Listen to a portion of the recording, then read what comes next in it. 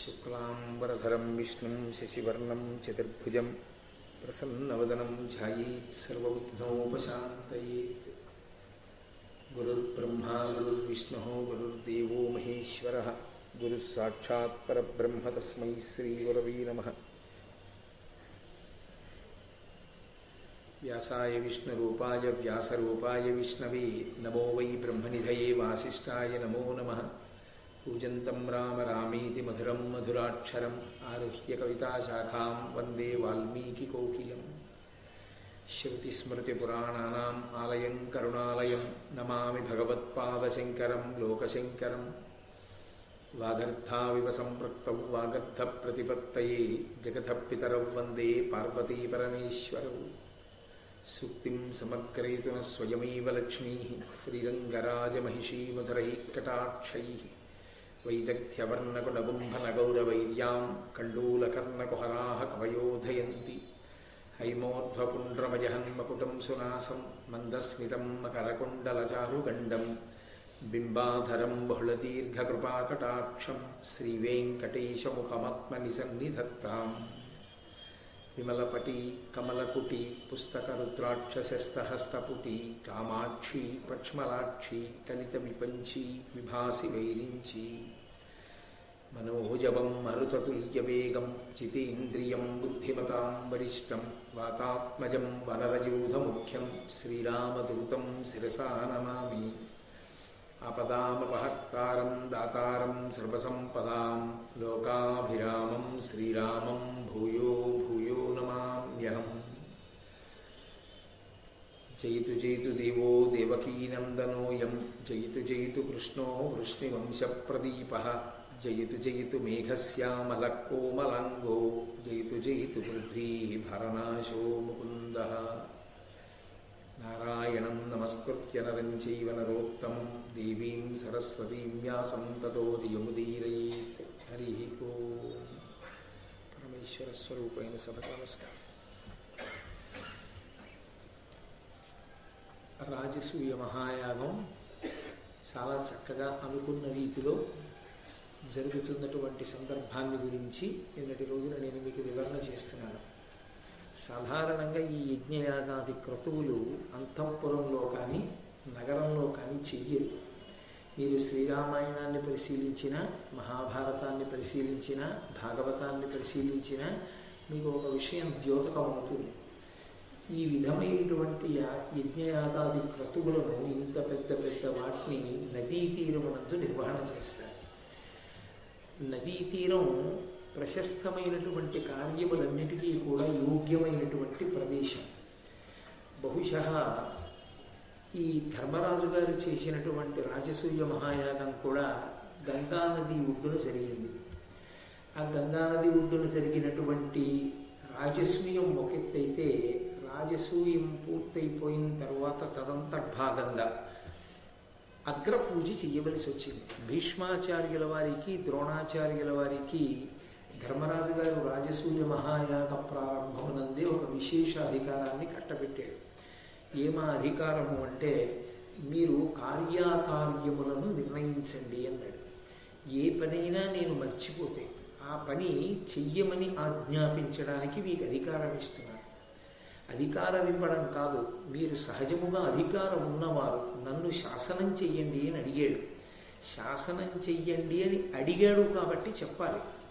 అది తాతగారైనటువంటి భీష్మాచార్యుల వారికి, గురువుగారైనటువంటి ద్రోణాచార్యుల వారికి ఆ విశేష అధికారాన్ని ఇచ్చి ప్రార్థన చేశాడు. అందుకని రాజసూయ మహాయాగం పూర్తవుతున్నటువంటి సందర్భాన్ని పురస్కరించుకొని భీష్మాచార్యుల వారు ధర్మరాజుతో ఒక మాట అన్నారు. స్నాతకుండును, ఋత్విజుండును, సద్గురుండును, ఇష్టుడును, భూతలీశుడు, సంయజుండును పూజనీయులు. వీరిలో ప్రీతి నెవ్వడు సద్గుణంబుల పెద్ద. అట్టి మహాత్ము విఖ్యాతు పూజితు చేయు ఒక్కని కౌరవాన్వయవర్ధన. ఓ కురువంశమునందు పుట్టినటువంటి మహారాజులలో కల్లా చాలా గొప్పవాడా, నువ్వు ఒకరిని పూజ చేయి. ఎవరో ఒకరిని పూజ చేయడం చేత ఆ చేసినటువంటి క్రతువు సుసంపన్నమవుతుంది. ఎవరిని పూజ చెయ్యాలని చెప్తోంది శాస్త్రం అంటే స్నాతకుండును. ఒక స్నాతకుణ్ణి తీసుకొచ్చి పూజ చేయాలి. స్నాతకుడు అంటే ఎవరు అన్నది మీకు నేను చెప్పాను. స్నాతకుడు ఎన్నో విధాలుగా ఉంటాడు అని చెప్పినప్పటికీ మనకి సాధారణంగా స్నాతకుడు అన్న మాట అన్వయం అయ్యేటటువంటిది గురువు గారి దగ్గర విద్యాభ్యాసం పూర్తి చేసుకుని ఇక గురువు గారికి కట్నం ఇవ్వడం కోసం బయలుదేరినటువంటి విద్యార్థి ఎవరుంటాడో వాణ్ణి సాధారణంగా స్నాతకుడు అని పిలుస్తారు. కాబట్టి అటువంటి స్నాతకుడు అంటే వేద విద్యాభ్యాసం పూర్తి చేసుకున్నటువంటి వ్యక్తిని తీసుకొచ్చి పూజ చెయ్యాలి. ఋత్విజుండును. ఆ యజ్ఞం చేసినప్పుడు ఆ యజ్ఞం చెయ్యడానికి ఆధ్వర్యం వహించినటువంటి వాడు, మంత్రభాగాన్ని సమన్వయం చేసినటువంటి వ్యక్తి ఎవరుంటాడో అటువంటి ఋత్విక్కుని పూజ చెయ్యొచ్చు. సద్గురుండును. సద్గురువు అయినటువంటి వ్యక్తిని పూజ చెయ్యవచ్చు. ఇష్టుడును. అత్యంత ప్రీతిపాత్రమైనటువంటి వ్యక్తి అయితే ఆ వ్యక్తికి పూజ చెయ్యొచ్చు. భూతలీశుడు. మహారాజుకి చెయ్యవచ్చు. నా విష్ణు పృథివీపతి. విష్ణువాంశలైనటువంటి వాడు పృథివీపతి కాలేడు కనుక ఆ రాజుని తీసుకొచ్చి పూజ చెయ్యవచ్చు. సంయుజుండును. మహాజ్ఞాని అయినటువంటి వాడు. జ్ఞాని అంటే లౌకికమైనటువంటి చదువుని కాదు. ఏ చదువు చదువుకున్న కారణం చేత ఇక మళ్ళీ పుట్టవలసిన అవసరం ఉండదో ఆ చదువుకున్న వాణ్ణి సంయజుడు అని పిలుస్తారు. విద్ అనేటటువంటి ధాతువుకి అర్థం తెలిసికొనుట. విద్ అన్న ధాతువులోంచి వేదము అన్న మాట వచ్చింది. వేదాన్ని చదువుకొని వేదార్థాన్ని తెలుసుకున్నటువంటి వ్యక్తి ఎవరుంటారో అటువంటి వ్యక్తిని పూజ చెయ్యవచ్చు. కాబట్టి ఇటువంటి వారిలో నీకు ప్రీతితో ఎవరు సమస్త సద్గుణములు కలిగినటువంటి వాడు ఈ సభలో ఉన్నాడని నువ్వు భావన చేస్తున్నావో అటువంటి వాడికి అర్ఘ్యమియ్యి. అర్ఘ్యమియ్యి అన్న మాటకు అర్థం ఏంటంటే అగ్రపూజ చెయ్యి. కాబట్టి అంటే ప్రధానమైనటువంటి ఉపచారాన్ని చెప్తారు. అగ్రపూజ చెయ్యి అంటే అందరిలోకి అధికుడిగా భావించి ఆయన్ని తీసుకొచ్చి కూర్చోపెట్టి పూజ చెయ్యి అన్నాడు. అంటే ధర్మరాజు గారు అన్నాడు, తాతగారు మీరు చెప్పారు ఎవరిని పూజ చెయ్యాలో చెప్పారు, కానీ మీరు చెప్పినటువంటి ఈ కోవలోకి ఏ వ్యక్తి వస్తాడో ఇక్కడ ఉన్నటువంటి సభలో ఎవరికి నేను అగ్రపూజ చెయ్యాలి, ఆ వ్యక్తి పేరేదో కూడా మీరే చెబితే బాగుంటుంది తాతగారు, పెద్దవారు, మీరు ఆజ్ఞాపించవలసిన వారు, మీరు చెప్పండి అన్నాడు. ధర్మరాజు గారు ఇక్కడ కొంత లౌకిక ప్రజ్ఞని మేళవించాడు. ఎందుకని అంటే ఆయన మనసు ఎప్పుడూ పూజ అనేటప్పటికీ ఎవరి మీద ఉంటుంది? కృష్ణ భగవానుడి మీదే ఉంటుంది. అది నిస్సందేహం. కృష్ణ భగవానుడిని పూజ చెయ్యాలన్నదే ఆయన కోరిక.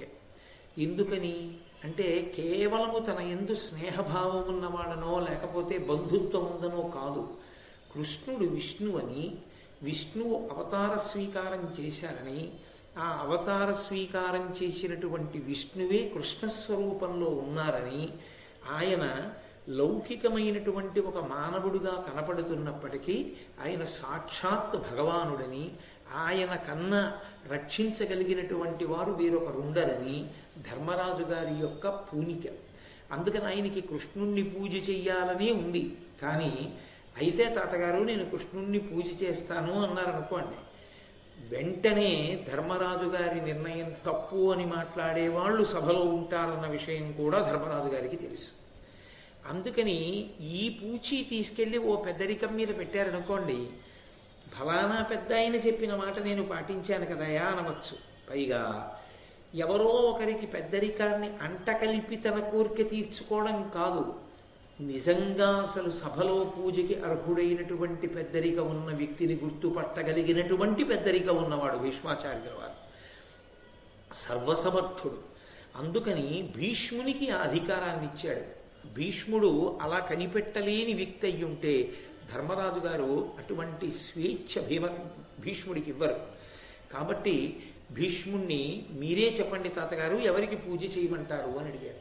అడిగితే భీష్ముడు అన్నాడు, రోదసీకుహరంబు రుచిరాంశుతతి చేసి ఎర్కుండు వెలిగించునట్టు అమృత సందోహ నిశ్యంత చింద్రిక చేసి సీతాంశుడు ఆనందించునట్టు సకల జనులకు తనదైన సదమలద్యుతి చేసి తరరంగా తేజంబు తనువు తాన చేయుచున్న సత్యేవ్యుండు పుండరీకాక్షుండు కృష్ణుడు అనాధినిధనుడు అబ్జనాభుడు ఉండా అర్ఘ్యంబునకు ఇందు అర్హులు ఒరులు కలరే యజ్ఞపురుషు అఖిలలోక పూజ్యు అచ్యుతు పూజింపు మధిప అదియచూవి యజ్ఞఫలము. అసలు ధర్మరాజా, ఈ ప్రశ్న అడగవలసినటువంటి అవకాశం లేదు. ఎవరు ఈ సభలో పూజనీయులు అన్న ప్రశ్నకి ఒకరికన్నా ఎక్కువ లేరు ఇందులో. అగ్రపూజకి అర్హుడైన ఏకైక వ్యక్తి ఎవరున్నారో ఆయన ఈ సభలో ఉన్నారు. ఎవరైనా రోదసీ కుహరంబు రుచిరాంశుతతి చేసి అర్కుండు వెలిగించునట్టు. అర్కుడు అంటే సూర్యభగవానుడు. ఆ సూర్యభగవానుడు తన యొక్క కిరణముల చేత అంతరిక్షంలో ఉండేటటువంటి గుహల్ని కూడా తన వెలుగులతో నింపగలిగినటువంటి సమర్థత కలిగిన వాడయ్యున్నట్లుగా అమృత సందోహ నిశ్చింద చంద్రిక చేసి సీతాంశుడానందించునట్టు చంద్రుడు తన అమృత కిరణముల చేత లోకాన్నంతటినీ కూడా చల్లబరిచి లోకము యొక్క సంతోషమును చూసి తాను సంతోషించినట్టు తన అపారమైనటువంటి తేజస్సు చేత, ద్యుతి చేత, కాంతి చేత, అనుగ్రహం చేత తనని ఆశ్రయించినటువంటి వారిని ఉద్ధరించగలిగినటువంటి అఖండమైనటువంటి శక్తియుక్తుల చేత ఏ మహానుభావుడు ఈ భూమండలం మీద ఇవాళ ప్రకాశిస్తున్నాడో, ఎవరు పుండరీకాక్షుండు, ఎవరు తామర పువ్వుల వంటి కన్నులు ఉన్నటువంటి వాడో అటువంటి కృష్ణుడు. ఆయన అనాది నిధనుడు, ఆయన ఆద్యంతములు లేనివాడు. ఒకనాడు పుట్టినవాడిలా పెరిగినవాడిలా మన మధ్య ఉన్నవాడిలా ఉన్నాడు. కానీ యథార్థమనకు ఆయనకి పుట్టుక లేదు, ఆయనకి చివరా లేదు, రెండూ లేనివాడు. అటువంటి మహానుభావుడు. ఆయన తప్ప అర్ఘ్యం పుచ్చుకోవడానికి ఇతరులు ఎవరు ఇక్కడ అధికారులు? కాబట్టి శ్రీకృష్ణ పరమాత్మని పూజ చెయ్యి అన్నారు. అనగానే నారదాది మహర్షులందరూ కూడా ఎంతో సంతోషించారు.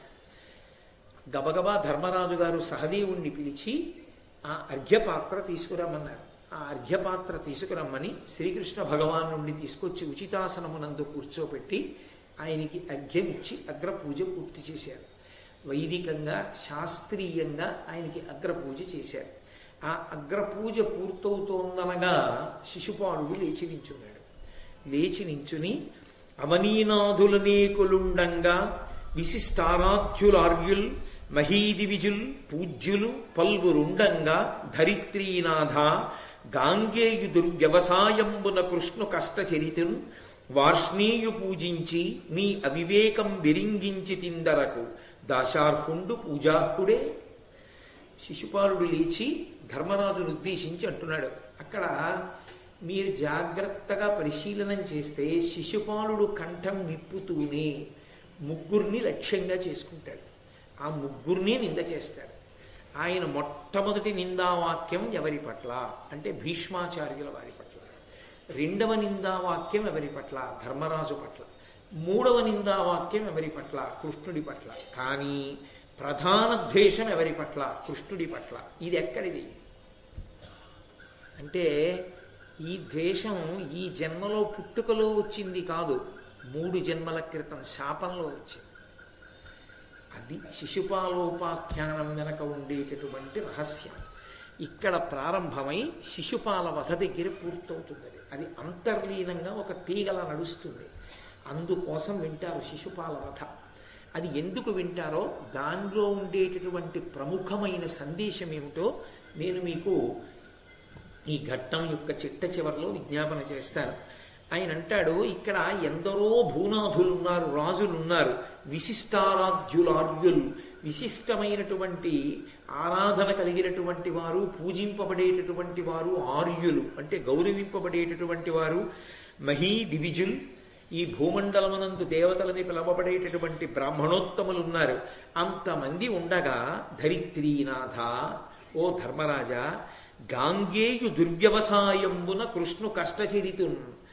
గాంగేయుని యొక్క దుర్వ్యవసాయంబున, గాంగేయుడంటే గంగాపుత్రుడైన భీష్మాచార్యుల వారు, భీష్ముని యొక్క దురాలోచన చేత అంటే ఆయన ఉద్దేశ్యం ఏంటంటే అర్హత లేని వ్యక్తికి అర్హత కల్పించి అగ్రపూజ చేయించాడు తప్ప నిజానికి కృష్ణుడు అగ్రపూజకి అర్హుడు కాడు. అలా నిర్ణయం చేసిన వాడెవరు? భీష్ముడు. ఆయన నిర్ణయం చెయ్యగానే ఆయన కన్నా అధికులు సభలో ఉన్నారు కదా అన్న ఆలోచన రాకపోయినందుకు నీది తప్పు. మీ ఇద్దరూ నిర్ణయం చేసి పూజ చేయమని ఆజ్ఞాపించి భీముడు చెప్తే వెంటనే పూజ చేస్తానని నువ్వు బయలుదేరితే తగుదునమ్మా అని రావడం కృష్ణుడి తప్పు. అది ఆయన సిద్ధాంతం. కాబట్టి గాంగేయు దుర్వ్యవసాయంబున కృష్ణు కష్టచరితున్, కృష్ణుడికి పూజ అర్హత లేదంటున్నాడు, ఒక్క మాటలో తీసేశాడు. ఎందుకట? కష్టచరితున్. కష్టచరితుడు అంటే కష్టములు పడ్డవాడని కాదు దాని అర్థం. చాలా దుష్టమైనటువంటి నడవడ కలిగినటువంటి వాడికి వార్ష్ణీయు పూజించి, ఆ వంశములకు వృష్ణి వంశములకు చెందినటువంటి వాడిని పూజించి నీ అవివేకం విరింగించి తిందరకు, నీ అవివేకం బయట పెట్టుకున్నావు ధర్మరాజా. యుక్తాయుక్త విచక్షణ నీకు లేదన్న విషయం బయటికి వచ్చేసింది. దాశార్హుండు పూజార్హుడే, ఈ కృష్ణుడు పూజార్హుడా? ఎలా పూజార్హుడు? పూజార్హుడు కాడు. కష్టచరితున్ ఒక్క మాటతో తీర్పు చెప్పేశాడు కదా, కృష్ణుడు పూజార్హుడు కాడన్నాడు. పూజార్హుడు కాడు కనుక అతనికి పూజ చేస్తున్నావు. పూజార్హుడు కాని వాడికి సభలో పూజ చేశావు అంటే ఇందులో శిశుపాలుడు వేసినటువంటి ప్రశ్న యందు అంతర్లీనంగా ఒక రహస్యం ఒకటి దాగి ఉంది. ఆయన సభయందు జరగవలసినటువంటి గౌరవమునందు వ్యక్తిగతమైనటువంటి ఆశ్రిత పక్షపాతాన్ని జోడించడం సభామర్యాదకి వ్యతిరేకమన్న సిద్ధాంతాన్ని తీసుకొచ్చి ఆవిష్కరించాడు. ఇక్కడ జరుగుతున్నది సభ, అది మయసభలో జరిగింది. గంగ ఒడ్డున యాగం జరిగితే అగ్రపూజ మయసభలో జరిగింది. అగ్రపూజ మయసభలో జరుగుతున్నప్పుడు సభలో అనేక మంది కూర్చుని ఉన్నారు.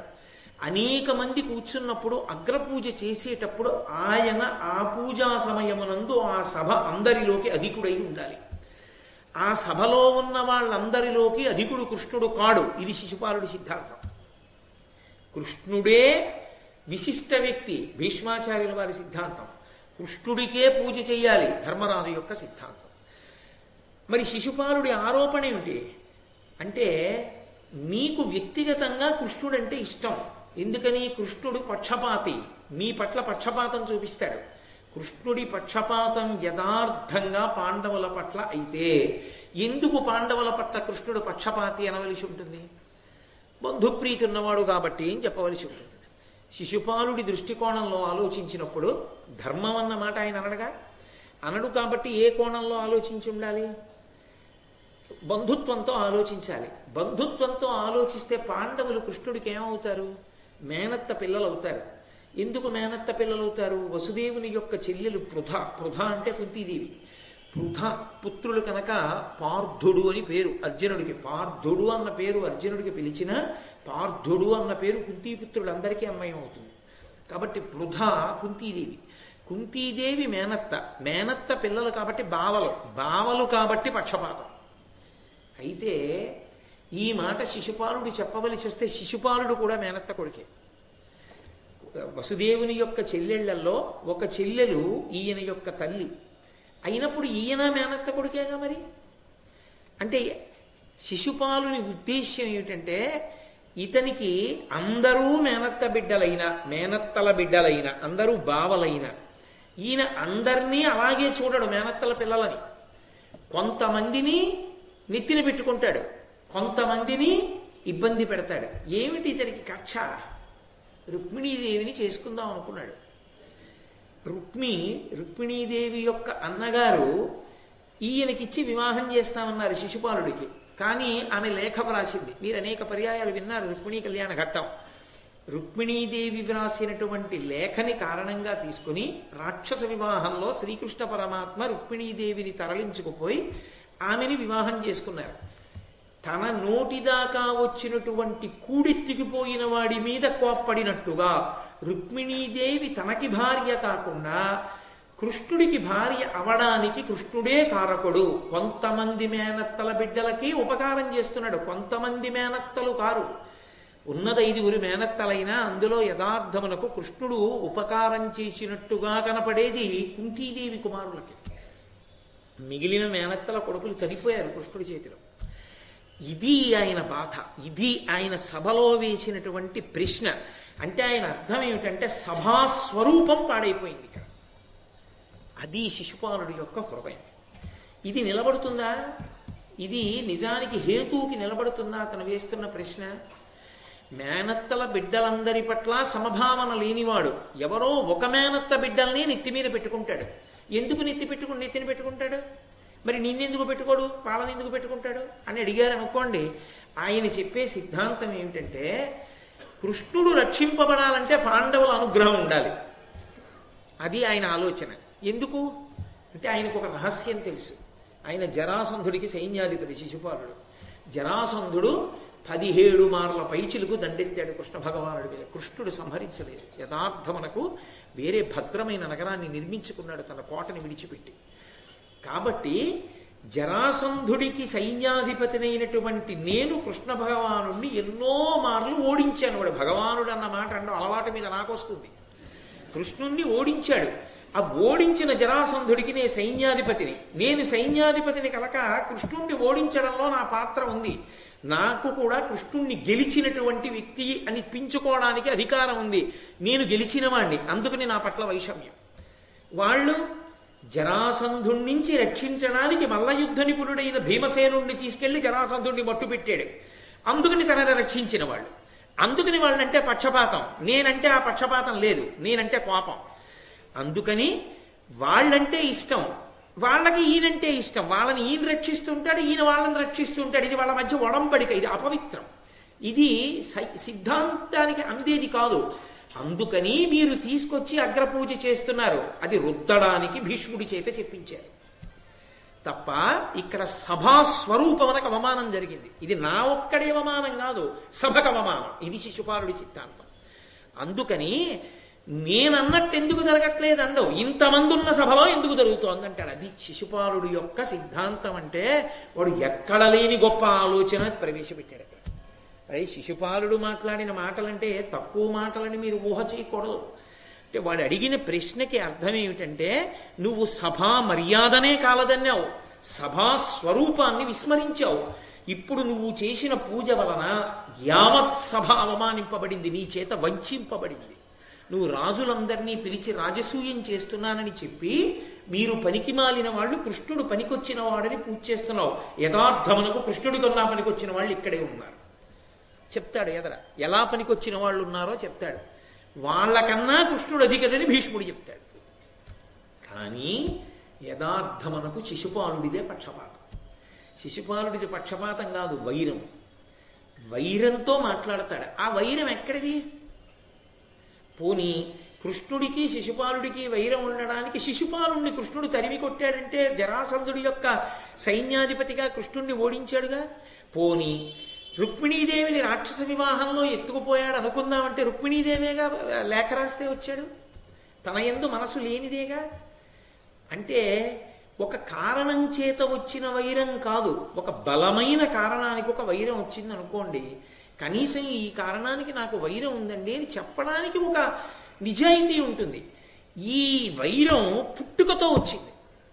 శిశుపాలుడు పుట్టినప్పుడు ఈ వైరం ఉంది కృష్ణుడికి శిశుపాలుడికి. ఎక్కడది ఈ వైరం అంటే, పుట్టిన శిశుపాలుడు చావడం కృష్ణుడి చేతిలోనే అని చెప్పేసింది శరీరం అని.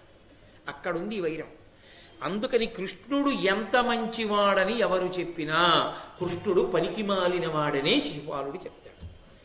ఆయన యొక్క హృదయమే అటువంటిది. మహాభారతంలో అదొక విశేషమైనటువంటి ప్రజ్ఞ. ఆయన శిశుపాలుడు, ఆయన బుద్ధి అంతే. ఇంకా ఆ మంకు పట్టు, ఆ స్థితి అన్నీ అలాగే ఉంటాయి అతనికి. కాబట్టి అతనిప్పుడు మొత్తం సభకి అమర్యాద అన్నది అతని ఉద్దేశం. నువ్వు తీసుకొచ్చి వీళ్ళందరినీ వంచావు, సభని వంచావు, నీ చేత అవమానింపబడ్డారు ఇప్పుడు సభలోని వారందరూ. కాబట్టి అనీనాథులనేకులుండగ విశిష్టారాధ్యులార్యుల్ మహీది విజుల్ పూజ్యులు పల్వురు ఉండగా. ఇది ప్రశ్న. నా ఒక్కడి మాట అంటలేదు, సభనంతటినీ అవమానించావు, ఇది నేను ఎత్తి చూపిస్తున్నాను. ఇప్పుడు ఏమైంది ఈ ప్రతిపాదన వల్ల? ఒక్కసారి అందరి ఆలోచనలోనూ ఒక మార్పు వస్తుంది. ధర్మరాజు అలా ఏమైనా చేస్తున్నాడు అంటారా? నిజమే, వాళ్ళిద్దరికీ అలాంటి అనుబంధం ఉంది మొదటి నుంచి. వెంటనే సభ రెండు కింద చీలిపోతుంది. అయిపోయింది అక్కడ అగ్రపూజ. పోనీ అగ్రపూజ అవ్వకుండా ఉంటే వేరు, అయిపోయింది, చేసేశాడు కాబట్టి అవమానం అయిపోయినట్టు లెక్క. ఇప్పుడు అవమానం పడ్డాము అని నమ్మిన వాళ్ళందరూ ఓ పక్కన చేరుతారు. అవమాన పడలేదు, కృష్ణుడికి అగ్రపూజ చేయడం సత్యమే యోగ్యమే అని నమ్మిన వాళ్ళు ఒక పక్కన చేరుతారు. అప్పుడు ఏమవుతుంది? యుద్ధం అవుతుంది. యుద్ధం జరిగిందనుకోండి, జయాపజయములు విధి నిర్ణీతములు. యజ్ఞం ఏమవుతుంది? ధర్మరాజు యొక్క యజమాని మర్యాద ఏమైంది? ధర్మరాజు గారు యజమాని, ఆయనే ఆహ్వానించాడు వీళ్ళందరినీ. నువ్వు ఆహ్వానించి అవమానించి రెచ్చగొట్టి యుద్ధం వచ్చేట్టు చేసి కొంతమందిని చంపి నీ ఇంట్లో మిగిలిన వాళ్ళని పంపిస్తే ఆ పాపం ఎవరిది? ధర్మరాజుదా కాదా? పిలిచి అన్నం పెడతానని చంపినవాడు అవలా? పిలిచి యుద్ధం చెయ్యకుండా ఊరుకుంటే ఇంతమంది లేచి కొంతమంది కృష్ణుడిని నిందిస్తుంటే ఊరుకోగలడా? నిందనే కదా అన్నాడు. నీ మాటల మీద గౌరవం ఉన్న వాళ్ళనే నువ్వు కార్యానికి నియోగించు కృష్ణ, వాళ్ళు నిన్ను వ్యతిరేకిస్తే నేను చూడలేనన్నాడు, తట్టుకోలేనన్నాడు. ఇప్పుడు ధర్మరాజుకి సంక్లిష్ట పరిస్థితి కలిగించాడు. ఇది రాజకీయం అంటే. సభలో ఒక్క మాటతో, మాట ఎంత శక్తివంతమో చూడండి. నాకు అలా అనిపించట్లేదు కృష్ణుడికి అగ్రపూజ చెయ్యవచ్చని అంటే గొడవ ఇంకోలా ఉండేది. నువ్వు సభను అవమానించావు, అది హృదయం. ఆ పద్యానికి అర్థం అది. ఇప్పుడు ఇది ఆలోచించడం శిశుపాలుడి కర్తవ్యం, ధర్మరాజు కర్తవ్యం కాదు, సభ అంతటి కర్తవ్యం. ఇప్పుడు సభ అందరూ ఆలోచించడం మొదలు పెడతారు దీని మీద. ఆలోచించాక లోకంలో భిన్నాభిప్రాయాలు ఉంటాయి. ఇది ఎటు తిరిగి ఎటుకొస్తుందో ఎవరికీ తెలియదు. ఒక్క మాటతో అమృత ప్రవాహంలా సాగిపోతున్నటువంటి రాజసూయ మహాయాగంలో విషం కక్కాడు శిశుపాలుడు. అని మీకు పక్షపాతం ఉంది కృష్ణుడంటే ఇష్టం ఉంది, మేం కాదన్నా, చాలా సంతోషం. మీకు కృష్ణుడంటే ఇష్టం, కృష్ణుడికి మీరంటే ఇష్టం. కాబట్టి ఒక పని చేసుకోండి. ఇతనికి కుర్తురేని ధనమిత్తుర అభిష్టములైన కార్యముల్ మతి ఒనరింతురిష్టుడని మంతురుగాక మహాత్ములైన భూపతిలియు విప్రముఖ్యుల సభన్ విధిదృష్ట విశిష్ట పూజనాయతికి ననర్హుడని అచ్యుతు నచ్చితు చేయ పాడియే. మీకు కృష్ణుడంటే ఇష్టం అనుకోండి, కృష్ణుడికి మీరంటే ఇష్టం అనుకోండి, మీ ఇంటికి తీసుకెళ్ళి బట్టలు పెట్టుకోండి, మీ ఇంటికి తీసుకెళ్ళి ధనపు సంచులు ఇచ్చుకోండి, మీ ఇంటికి తీసుకెళ్ళి కాళ్ళు పట్టుకోండి. అది మీ ఇంటి వ్యవహారం. మేమెందుకంటాం? మీరు ఎవరిని పూజిస్తే మాకెందుకు, ఎవడి కాళ్ళు పడితే మాకెందుకు, ఎవడికి డబ్బు ఇస్తే మాకెందుకు, ఎవడికి పంచల చాపలు ఎట్టుకుంటే మాకెందుకు, మేము అడగం. కానీ ధర్మరాజా, నువ్వు చేసిన తప్పేమిటో తెలుసా? ఇప్పుడు నువ్వు మహాత్ములైన భూపతులు, ఇక్కడ ఉన్నవాళ్ళు మహాత్ములైనటువంటి భూపతులు, రాజులున్నారు. విప్రముఖ్యుల సభం, అపారమైనటువంటి విద్వాంసులు, నిష్ఠాగరిష్ఠులైనటువంటి బ్రాహ్మణులున్నారు. విధిదృష్ట విశిష్ట పూజనాయతికి నర్హుడని ఓ పనికి మాలిన వాడిని తీసుకొచ్చి, పూజార్హత లేని వాడిని తీసుకొచ్చి వీడు పూజార్హుడని ఒకడితో చెప్పించి మమ్మల్ని నమ్మవలికి వాడికి పూజ చేసేస్తున్నాం అంటే సభలో ఉన్న పూజనీయులు ఏమైపోయినట్టు? పనికి మాలిన వాళ్ళు అయిపోయారా? పనికొచ్చిన వాళ్ళని పనికి మాలిన వాళ్ళని చేశావు, పనికి మాలిన వాడికి పూజ చేశావు. ఇప్పుడు నువ్వు చేసిన పని నీ వ్యక్తిగతం కాదు, సభావమానం. ఎక్కడికి తీసుకొచ్చాడో చూడండి దాన్ని. కాబట్టి నీ ఇష్టమైతే నీ ఇంట్లో చేసుకో, మేము అడగం. ఇక్కడ ఎందుకు చేశావు ఆ పని? సభలో ఎందుకు చేశావు? చెప్పు జవాబు. అంటే ఇప్పుడు మిగిలిన వాళ్ళందరికీ ఏమనిపిస్తుంది? అరే మన అందరి పనుపున పాపం నోరేసుకునేలా మాట్లాడుతున్నాడు రా మహానుభావుడు. నిజమే కదరా, వ్యాసుడు ఉన్నాడు కదరా, ఓ పక్క నుంచి పైలుడు ఉన్నాడు కదా, ఓ పక్క ద్రోణాచార్యులు వారు గురువు గారు ఉన్నారా, పెద్దవాడు తాతగారు భీష్మాచార్యులు వారు ఉన్నారా, ఇంతమందిని కాదని కృష్ణుడిని కూర్చోబెట్టాడా? కృష్ణుడి మీద అపనమ్మకం ఒకళ్ళకే కాదు, బలరాముడు అంతటి వాడికి ఉంది. ఇవాళ మనం శమంతకోపాఖ్యానం సరిగ్గా చదవట్లేదు కానీ కథ విష్ణు పురాణంలో చూస్తే బలరాముడికి కూడా కృష్ణుడి మీద కోపం వచ్చి వెళ్ళిపోయాడు కానుకొకప్పుడు. లోకానికి ఎవడు ఉపకారం చేద్దాం అనుకున్నాడో వాళ్ళు రాళ్ళ దెబ్బలు తినవలసిందే. మామిడికాయలున్న చెట్టు మీదకి రాళ్ళేస్తారు కానీ లేని చెట్టు మీదకి రాళ్ళు ఎవరు విసురుతారు? కాబట్టి లోకానికి ఉపకారం చేద్దాం అనుకున్న వాడికే రాళ్ళు విసురుతారు. కాబట్టి నువ్వు ఇప్పుడు సమాధానం చెప్పాలి, ఎందుకు చేశావు ఈ అవివేకమైనటువంటి పని? కాబట్టి ఈతని వృద్ధుని ఎరింగి పూజించితే వసుదేవుడుండంగ వసుమతీశ ఋత్విజుండని విచారించి పూజించితే ద్వైపాయనుండుండ ధర్మయుక్తి ఆచార్యుడని వినయమున పూజించితే కృతమతుల్ ద్రోణుండు కృపుడునుండ భూనాథుడని ఎడు బుద్ధి పూజించితే యాదవుల్ రాజులే అవని మీద పూజనీయులైన పురుషుల లోపల ఎవ్వడయ్య కృష్ణుడు ఇట్టులేల పూజ్యులైన వారిని పూజింపనొల్లక భీష్మ పనుపు చేసి బేలవైతి. పెద్ద నిందారోపణ పత్రాన్ని విడుదల చేశాడు. ఏది జవాబు చెప్పు? ధర్మరాజు గారు మాట్లాడలేదుగా. అలుసు తీసుకున్నాడు. అలుసు తీసుకుని ఈతని వృద్ధని ఎరిగి పూజించితే వసుదేవుడు ఉండంగా వసుమతీష. చాలా వృద్ధుడు సభలో పెద్దవాడు, అందుకు పూజ చేశాను అంటావా? వీళ్ళ నాన్నగారు వసుదేవుడు ఉన్నాడు, కృష్ణుడి తండ్రి వసుదేవుడు సభలోనే ఉన్నాడు. తండ్రి కన్నా వృద్ధుడా కొడుకు? యథార్థానికి వృద్ధుడే. ఎందుకని? ఆయన నాభికమలంలోంచి బ్రహ్మగారు పుట్టారు, బ్రహ్మగారు సృష్టిలో వసుదేవుడు వచ్చాడు. కాబట్టి నిజానికి ఆయనే వృద్ధుడు, యథార్థానికి కృష్ణుడే వృద్ధుడు. కానీ లౌకికంగా శిశుపాలుడేసినటువంటి ప్రశ్న, పెద్దవాడని చెప్పి నువ్వు పూజ చేశావనుకుందామంటే కృష్ణుడి తండ్రి అయినటువంటి వసుదేవుడు సభలోనే ఉన్నాడు, కాబట్టి నువ్వు వృద్ధుణ్ణి పూజ చేయలేదు. వసుదేవుడు అవమానింపబడ్డాడు. వసుదేవుడే అవమానింపబడినప్పుడు ఇంకా మిగిలిన వాళ్ళ అవమానం గురించి లెక్క పెట్టవలసిన అవసరమే ఉంది. అందరినీ అవమానం చేశావు. వయసులో ఉన్న వాళ్ళందరూ అవమానింపబడ్డారు. ఎలా విరుస్తున్నాడో చూడండి సభని ముక్క ముక్కలుగా. ఇంతమంది నిజమే నిజమే నిజమే అని ఆలోచన వస్తుంది. ముందు లోకంలో ఉండేటటువంటి పెద్ద లక్షణం ఏమిటంటే, పూజనీయత లేదు అన్నారనుకోండి ఎవ్వడూ ఒప్పుకోడు. అయ్యా మీకు ఎందుకండి గౌరవం అన్నారనుకోండి, నిజమేనండి నాకెందుకు గౌరవం అంటాడేమిటి ఎవడైనా? నోరుమూయి నాకు గౌరవం లేకపోవడం ఏమిట్రా అంటాడు. అందుకని పెద్దవాళ్ళు ఉండగా పెద్దవాళ్ళను వదిలి కృష్ణుడికి ఎందుకు చేశావు? ఇప్పుడు పెద్దవాళ్ళందరూ బుగ్గలు ఒప్పుకుంటారా? అదే కావాలి. విడదీస్తున్నాడు ముక్కలుగా సభని. ఇది ఒక సభా స్వరూపాన్ని ప్రశ్న చేసి సభలో ఉన్న వాళ్ళందరికీ అనుమానం వచ్చేటట్టుగా చేసి యుద్ధ వాతావరణాన్ని సృష్టించి ధర్మరాజుని సంకట స్థితిలోకి నెట్టేస్తున్నాడు. ఇంత రసవత్తరంగా సాగుతూ సంతోషంగా ఉన్నవాడు ఆలోచించుకునే సమయం లేదు ఇప్పుడు. అంత అకస్మాత్ సమస్య సృష్టించాడు. ఋత్విజుండని విచారించి పూజించితే ద్వైపాయనుండుంట ధర్మయుక్తి. పోనీ చాలా గొప్ప ఋత్విక్కని పూజ చేద్దామంటే బ్రహ్మస్థానంలో కూర్చున్నటువంటి వేదవ్యాసుడు ఉన్నాడు అక్కడ. వేదవ్యాసుడు కన్నా కృష్ణుడు గొప్పవాడా? అంత గొప్ప ఋత్విక్కు కాడుగా, యజ్ఞాలు చేయించలేదుగా, మరి ఎలా చేశావు? ఋత్విక్కు కాడు. ఆచార్యుడని వినయమున పూజించితే కృతమతుల్ ద్రోణుండు కృపుండు నుండా. గురువుగారిని పూజించావా? ఇక ఎవరు అడగడానికి లేదు. ఆయనకు వచ్చా రాదా నీకు అనవసరం, ఆయన మా గురువుగారు అని పూజ చేశానంటావా?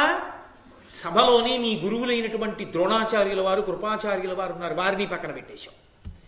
గురువులు పనికిరాలేదు, పెద్దవాళ్ళు పనికిరాలేదు, వ్యాసుడే పనికిరాలేదు, ఇక పైలాగులు ఎందుకు పనికొస్తారు నీ దృష్టిలో? భూనాథుడని ఎడు బుద్ధి పూజించితే యాదవుల్ రాజులే అవని మీద. పోనీ రాజండి కృష్ణుడు, అందుకు పూజ చేశాడండి అందామా? రాజండి అని పూజ చేయడానికి అసలు యాదవులకి ఈ భూమండలం మీద ఎప్పటి నుంచియో అధికారం లేదు. వాళ్ళు రాజులే కారు, ఇవాళ కృష్ణుడు కాదు, వాళ్ళ వంశంలో ఎవరు రాజులు కారు. అందులో ఒక దిప్పి పొడుపు ఒకటి ఉంది. ఎందుకుందో తెలుసా? ఒకానొకప్పుడు మహానుభావుడు నహుషుడు ప్రియంవద అనబడేటటువంటి ఒక స్త్రీని వివాహం చేసుకున్నాడు. ఆ ప్రియంవద నహుషులకు యయాతి జన్మించాడు. ఆ యయాతి అరణ్యంలో వెళ్ళిపోతుండగా మీరు ఆదిపర్వంలో విన్నారు, నూతిలో పడిపోయింది దేవయాని. దేవయాని నూతిలో పడిపోవడానికి కారణం శర్మిష్ఠ దేవయాని దెబ్బలాడుకున్నారు. ఏదో ఆవిడ బట్టలు ఈవిడ కట్టుకుందని కోపం వచ్చి తోసేసింది రాజు కూతురు శర్మిష్ఠ. ఆ దేవయాని నూతిలో పడిపోయింది. వాళ్ళందరూ వెళ్ళిపోయారు. దేవయాని అరుస్తుంటే అటుగా వెళ్ళిపోతున్నటువంటి యయాతి చూసి కుడి చేత్తో ఆమెను పైకి లాగాడు. లాగినప్పుడు నా కుడి చేయి పట్టుకున్నావు కాబట్టి మన ఇద్దరికీ పాణిగ్రహణం అయిపోయిందండి దేవయాని. ఆయన హడిలిపోయాడు. ఇది ఎక్కడ కూడా నూతిలో పడిపోతే ఎలాగాను నేను? పాణిగ్రహణం నేనెక్కడ చేశాను? నువ్వు బ్రాహ్మణ కాంతం అన్నాడు. మా నాన్న నడుగు అంతకన్నా గొప్పవాడివా అని శుక్రాచార్యుల వారిని తీసుకొచ్చింది. శుక్రాచార్యుల వారు అన్నాడు, తప్పు లేదు, క్షత్రియుడు బ్రాహ్మణ కాంతని స్వీకరించచ్చు, ఈమెని వివాహం చేసుకో అన్నాడు. అంతకుముందే ఆమె శర్మిష్ఠ మీద కోపం వచ్చి ఊరి విడిచి శుక్రాచార్యుల వారిలో వెళ్ళిపోతుంటే వృషపర్వుడు వచ్చి శర్మిష్ఠ తండ్రి శుక్రాచార్యుల వారి కాళ్ళు పట్టుకున్నాడు. కూతురు రణపింకి శర్మిష్ఠని దాసిని చేస్తేనే అంగీకరిస్తానంది. రాజు రాజ్యక్షేమం కోసం తన కూతుర్ని దేవయానికి దాసిగా ఇచ్చేశాడు. ఈమె యయాతిని వివాహం చేసుకుని తాను కాపరానికి వెళ్ళిపోతూ తన అభ్యున్నతిని తన యొక్క ఔన్నత్యాన్ని చూసి శర్మిష్ఠ ఏడవాలని బ్రాహ్మణకాంత రాజుని వివాహం చేసుకుని ఎంత ఆనందంగా ఉందో చూసి ఏడవాలని శర్మిష్ఠని కూడా తీసుకెళ్ళింది దాసిగా. తానొకటి తెలిస్తే ఈశ్వరుడు ఒకటి తెలుస్తాడు. ఒక రోజున అనుకోకుండా శర్మిష్ఠని చూశాడు యయాతి. ఆమె పుత్రభిక్షను అడిగింది. క్షత్రియుడివి, నేను క్షత్రియ కాంతని ఇలా ఉండిపోయాను, నాకు పుత్రుల్ని ప్రసాదించమని పుత్రదానం చేశాడు యయాతి. ఆమెకి కొడుకులు పుట్టారు. తర్వాత దేవయానికి తెలిసిపోయింది విషయం. తెలిసిపోయి తండ్రికి చెప్పింది. తండ్రి శుక్రాచార్యుల వారు ప్రథమ కోపం. ఆయన అన్నాడు, నా కూతుర్ని బాధ పెట్టావు కనుక నువ్వు అకాల వృద్ధాప్యాన్ని పొందు, నువ్వు వృద్ధాప్యంతో బాధపడన్నాడు. యయాతి ముసిలివాడైపోయాడు. యయాతి ముసిలివాడైపోయి అతనికి ఇంకా భోగి ఇచ్చ పోలేదు. అందుకని తన భార్య అయినటువంటి దేవయానికి 2 కుమారులు యదువు తుర్వసు, వాళ్ళిద్దరినీ పిలిచి, ఉదయ్ నా వృద్ధాప్యం మీరు పుచ్చుకోండిరా, కొంతకాలం నేను భోగాలు అనుభవించి మళ్ళీ మీకు మీ యొక్క యవ్వనాన్ని ఇచ్చి నా వృద్ధాప్యాన్ని పుచ్చుకుంటానన్నాడు. శుక్రాచార్యుల వారు అవకాశం కల్పించాడు. వాళ్ళిద్దరన్నారు, వృద్ధాప్యం వస్తుందంటే ఇది భయం, ఇప్పుడు ఎవడు పుచ్చుకుంటాడు మధ్యలో, మేము మాత్రం భోగాలు అనుభవించద్దా, మాకొద్దు నీ యవ్వనం, నీ వృద్ధాప్యం అన్నారు. నా వృద్ధాప్యం పుచ్చుకోవడానికి ఇష్టపడలేదు కాబట్టి ఇక నుంచి మీకు రాజ్యాధికారం లేదు, అవతలకు పొమ్మన్నాడు. కాబట్టి అసలు యయాతి కడుపున పుట్టినటువంటి యదువు దగ్గర నుంచే రాజ్యాధికారం లేదు. ఆ యదువు వంశంలో వచ్చిన వాళ్ళు యాదవులు, అందులోని వాడు కృష్ణుడు. మరి యయాతి రాజ్యం ఎవరికి వెళ్ళింది అంటే శర్మిష్ఠ యొక్క కుమారులు ఉన్నారు, ద్రొప్యువు, అనువు, పూరుడు. ఇందులో 3వ వాడైనటువంటి పూరుడు తండ్రి యొక్క వృద్ధాప్యాన్ని తాను పుచ్చుకున్నాడు. పుచ్చుకుని తండ్రి అయిన యయాతి కొంతకాలం భోగాలు అనుభవించిన తరువాత మళ్ళీ తన వృద్ధాప్యాన్ని తాను పుచ్చేసుకుని కొడుక్కి యవ్వనాన్ని ఇచ్చేశాడు. పూరుడు అప్పుడు రాజ్య పరిపాలన చేసి భోగాలు అనుభవించాడు. పూరుడు మాట విన్నాడు కనుక పూరుడికి రాజ్యం అంతా ఇచ్చాడు. కాబట్టి అప్పటి నుంచి పూరుడి వంశం వాళ్లే రాజ్యాలే లేరు తప్ప యదువంశం వాళ్ళకి రాజ్యం లేదు. కాబట్టి అసలు ఇవాళ రాజ్యం పోగొట్టుకుని రాజు కాకపోవడం కాదు, మొదటి నుంచి యదువంశానికి రాజ్యాధికారమే లేదు. తండ్రి మాటే వినని వాళ్ళు వీళ్ళు, అది ఎత్తిపొడుపు. అసలు వీళ్ళ వంశంలో మొదటివాడే తండ్రి మాట విననివాడు. అక్కడి నుంచి రాజ్యభ్రష్టులు, రాజ్యాధికారం లేని వాళ్ళు యాదవులు. భూమి మీద ఎప్పుడూ రాజు కాదు వీళ్ళు వంశంలో. ఇవాళ రాజు కాదండి, కానీ ఒకప్పుడు మహారాజండి, ఎంతో గొప్ప పరిపాలించాడండి, అందుకు పూజ చేస్తున్నానండి అంటావా? అసలు వీళ్ళకి మొదటి నుంచి రాజ్యాధికారం లేదు, భూమి మీద రాజులే కాదు. మరి ఎలా ఇచ్చావు? ఇక్కడ రాజులే లేరా సభలో? నీకు కృష్ణుడు ఎలా దొరికాడు? మరి రాజు కాని వాడిని రాజుని పూజ చేశావు. పూజనీయులైన పురుషుల లోపల ఎవ్వడయ్యే కృష్ణుడు? ఇప్పుడు నాకు చెప్పు, పూజనీయులైన వాళ్ళలోని భీష్ముడు చెప్పినటువంటి వర్గంలోకి ఎవ్వరూ రాలేదు. ఇష్టుడు అని ఒకటి ఉంది, పక్షపాతం. నీకిష్టం ఉంది కాబట్టి చేశావు. ఏమని చెప్పి చేస్తున్నావు? నాకు ఇష్టుడు కాబట్టి చేశాను, గొడవ తెలిపో. నువ్వు అలా అంటలేదు. నువ్వేమంటున్నావు? అగ్రపూజకు అర్హుడు అంటున్నావు. ఎవరికన్నా అగ్రపూజకు అర్హుడు చెప్పు నాకు. పెద్దవాడా, పండితుడా, ఋత్విక, జ్ఞాన, రాజా, దేని చేత పెద్దవాడు? ఎందుకు అబద్ధవాడి మమ్మల్ని అందరూ అవమానిస్తావు? నీకు ఇష్టమని చెప్పి పూజ చేయి, ఒప్పుకుంటాం. ఏదో వాళ్ళ పక్షపాతాలు అంతే అని బయటికి వెళ్ళిపోతాం. మా అందరికన్నా పెద్దవాడని పూజ చేస్తున్నావు. ఏ విషయంలో పెద్దవాడో చెప్పి పూజ చేయి. చెప్పకుండా భీష్ముడు చెప్పాడందుకు పూజ చేస్తానంటే భీష్ముడు పెద్ద పండితుడా? ఇప్పుడు ఏమైందంటే ఎంతమంది పెద్దల్ని అధిక్షేపిస్తున్నాడో చూడండి. ఏకకాలమునందు కృష్ణుణ్ణి, భీష్ముణ్ణి, ధర్మరాజుని అధిక్షేపించాడు. సభలో కలకలం పుట్టించాడు. ఇప్పుడు తన క్రోధాన్ని, తన వైషమ్యాన్ని, తనకున్న విరోధ భావాన్ని సభాస్వరూపమునకు ప్రశ్నగా మార్చాడు. మార్చి అడిగాడు ధర్మరాజు. అడిగితే మహానుభావుడు, పురుష విశేష విత్తముడు, పూజ్యుడు, రాజులలోన నీ యుధిష్ఠిరుడని నీ గుణాలి ప్రకటించి మనంబులలోన దారుణీశ్వరులు భవన్మఖంబునకు వచ్చిన ఇందరికి విధంబునన్ బరగ నవజ్ఞసేయుటిది పాడియే ధర్మువే ధర్మనందన. చాలా లోకంలో ఉన్నటువంటి వాళ్ళల్లో పూజనీయుడు, చాలా ఉత్తమమైన గుణములున్నవాడు, ధార్మికుడు, పరమధర్మాత్ముడు ధర్మరాజు గారు యాగం చేస్తున్నాడు, చూద్దాం రండని భూమండలం అంతటి నుంచి రాజులు బయలుదేరి వచ్చారు. అందరం ఎందుకు వచ్చాం? మేము ఇంతకు ముందేమి యాగాలు చూడని వాళ్ళం కాదు, అన్నం తినని వాళ్ళం కాదు. నీ మీద గౌరవంతో వచ్చాం. నువ్వేం చేశావు? నీ మీద గౌరవంతో మేము వస్తే మమ్మల్ని అందరినీ కట్టగట్టి అవమానం చేశావు. సభనంతటినీ పక్కత్రోవ పట్టించావా లేదా? మేమందరం అవమానింపబడ్డావా లేదా? కాబట్టి దారుణీశ్వరులు భవన్ మఖంబునకు వచ్చిన ఇందరికి విధంబునంబరగ నవజ్ఞ చేయుటిది పాడియే. వాళ్ళు ఏ తప్పు చేశారని ఇంత అవమానించావు వాళ్ళందరినీ? వాళ్ళు ఎంత బాధపడతారు. ఇలా చెయ్యొచ్చా? ధర్మమే, ఇది ధర్మమే. ధర్మనందన ఎత్తి పొడుస్తున్నాడు. ధర్మనందన ఎందుకు చేశావు ఈ అవమానం? ఆయన చేసింది కృష్ణుడికి అగ్రపూజ, ఈయనంటున్నాడు సభకు అవమానం ఎందుకు చేశావు చెప్పు అంటున్నాడు. ఇది పెద్ద అయోమయం కింద తయారైంది సభలో. కాబట్టి పాపం ఏమీ మాట్లాడలేదు ధర్మరాజు గారు. నీ వెరుగక ఇచ్చిన ఇది నా విషయమే అని మనంబునం తలపక లజ్జావిరహితుడయి అర్ఘ్యము గోవిందుడు కొనియే తనకు గొలుటు చితంబే. నువ్వేదో తెలియక పోనిలేవయా తప్పు చేశావు, ఏదో పొరపాటు పడిపోయావు. ఒక బుక్కుని భీష్ముడు చెప్పాడు కదా అర్ఘ్యం ఇచ్చేద్దామని, రాకృష్ణ అన్నావు, కూర్చోబెట్టావు, అగ్రపూజ చేశావు. పోన్లే నువ్వేదో తొందరపడిపోయావు అనుకుంటాం, నిన్ను మన్నించేశాం, నీకు పాపం ఆ బుద్ధి లేదు. నేను దానికి అర్హుణ్ణి కానని కృష్ణుడికి తెలియదా? ఎందుకు పుచ్చుకున్నాడు ఈ పూజ? అతనికి తెలియదా? పోనీ ఆ పుచ్చుకోవడం తప్పు కాదు. ఇంతమంది ఉండగా లజ్జా విరహితుడై సిగ్గు లేకుండా నాకు ఏ పెద్దరికం ఉందని సిగ్గుపడ్డమ్మా అనేసి సిగ్గు లేకుండా తగుదునమ్మా అని పూజ తీసుకున్నాడా? సిగ్గుందా ఆ కృష్ణుడికి? ఇది ధర్మరాజు మనసుకి మరీ కలుక్కు. ఎందుకని? తన ఎదుట తాను చేసిన పని వల్ల కృష్ణుడు నిందపడుతున్నాడు. ఇప్పుడు కృష్ణుడి వైపుకి తిప్పాడు. అక్కడతో ఊరుకున్నాడా? కృష్ణుడి పేరు చెప్పేటప్పటికి క్రోధం. చన బేడికి దారక్రియయును చెవిటికి మధుర గీతియును చీకునకు అత్యునపమ స్వరూప దర్శనమును చేయుటబోలు కృష్ణు పూజించుటిలను. ఒక నపుంసకుడికి తీసుకెళ్లి అందమైన కన్యనిచ్చి వివాహం చేయడం ఎటువంటిదో, పుట్టు చెవిటి వాడికి ఏమీ వినపడిన వాడి దగ్గరికి వెళ్ళి మధురాతి మధురమైనటువంటి ఒక పాట పాడడం ఎటువంటిదో, పుట్టుకతో కళ్ళు లేనటువంటి అంధుడి దగ్గరికి వెళ్ళి ఒక మంచి రూపాన్ని చూపించి చూసి ఆనందించవయా అనడం ఎటువంటిదో, ఈ కృష్ణుడు అందరిలోకి పూజనీయుడని చెప్పి పూజ చేయడం అలా ఉందన్నాడు అని గబగబా తన వాళ్ళందరితోనూ, లేవండ్రా ఇంకా ఎందుకు మీకు అవమానం సరిపోలేదేమిటి, ఇంకా కూర్చున్నారు, ఒక్క జవాబు చెప్పట్లేదు, ఇంకెందుకురా తెలిసిపోయింది లేవండి అన్నాడు. అనగానే లేచిపోయేవాళ్ళు కొంతమంది ఉంటారు. అంటే ఆ సభలోనే అప్పటికప్పుడే ఎంతమంది మనసు మారిందో చూడండి. తన వాళ్ళందరితో లేచి సభలోంచి వెళ్ళిపోతున్నాడు. అప్పుడు ఊరుకున్నాడు అనుకోండి ధర్మరాజు. ఏమంటారు ధర్మరాజుని?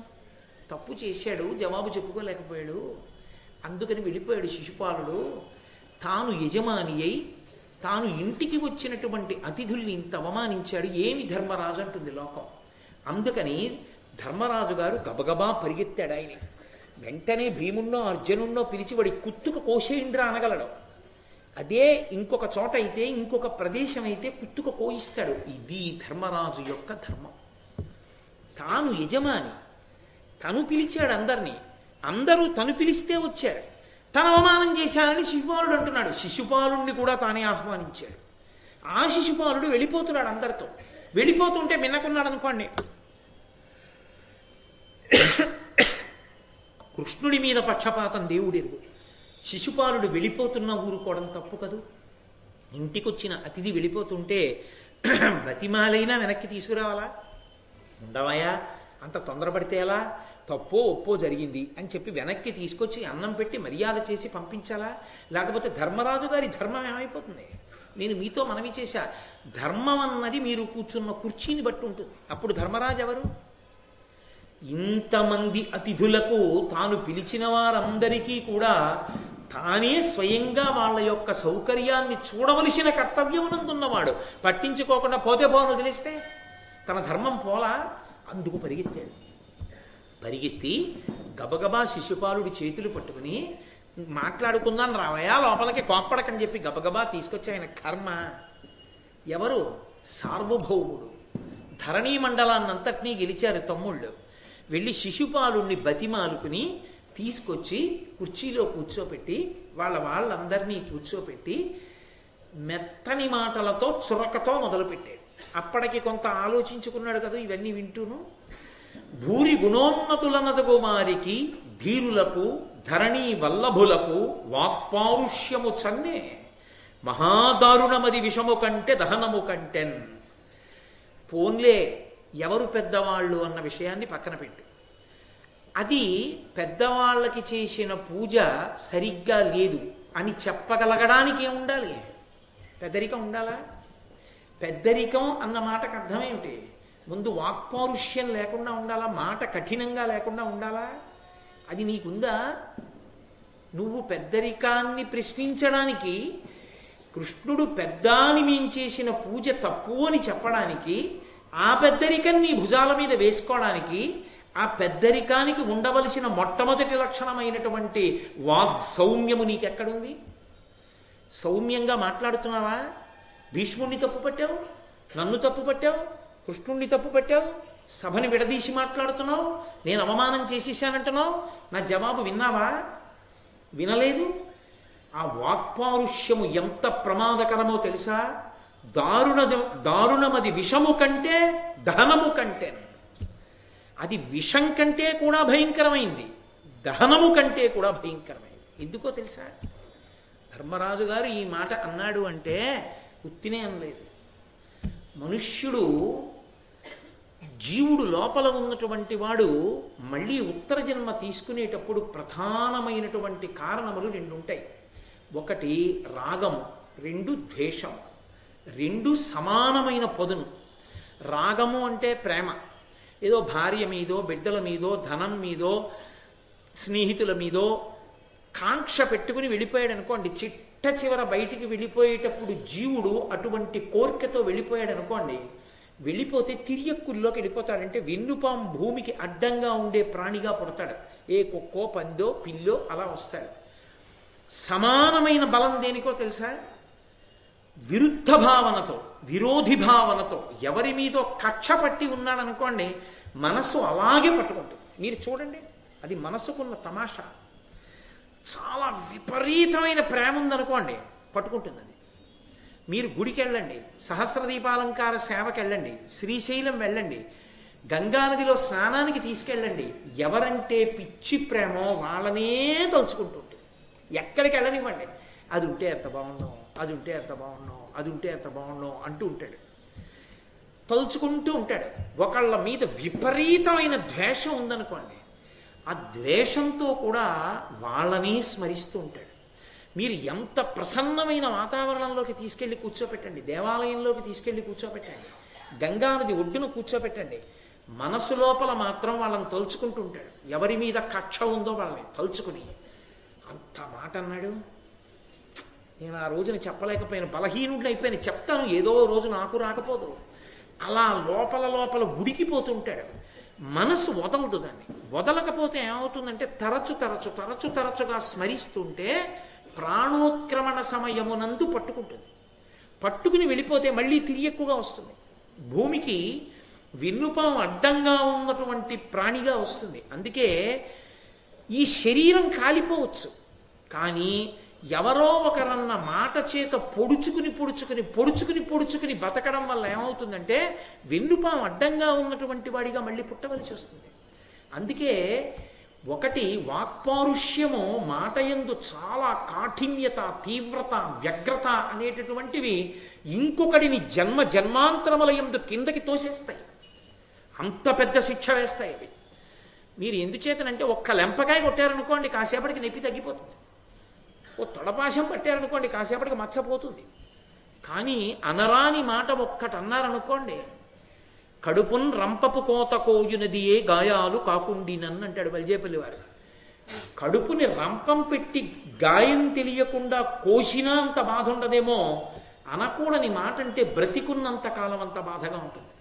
విషం పుచ్చుకున్నవాడు లోపల వేడి పుట్టి, మంట పుట్టి, వ్రణాలు పుట్టి ఎలా బాధపడతాడో, అనకూడని మాట అనేసినటువంటి వాడు అంత తప్పు చేసిన వాడు అవుతాడు. అది కాల్చేయడం కన్నా, విషమిచ్చి బాధ పెట్టడం కన్నా ఇంకా పెద్ద బాధ ఏది అంటే అవతల వారిని కఠినమైన మాటలతో బాధ పెట్టడమే.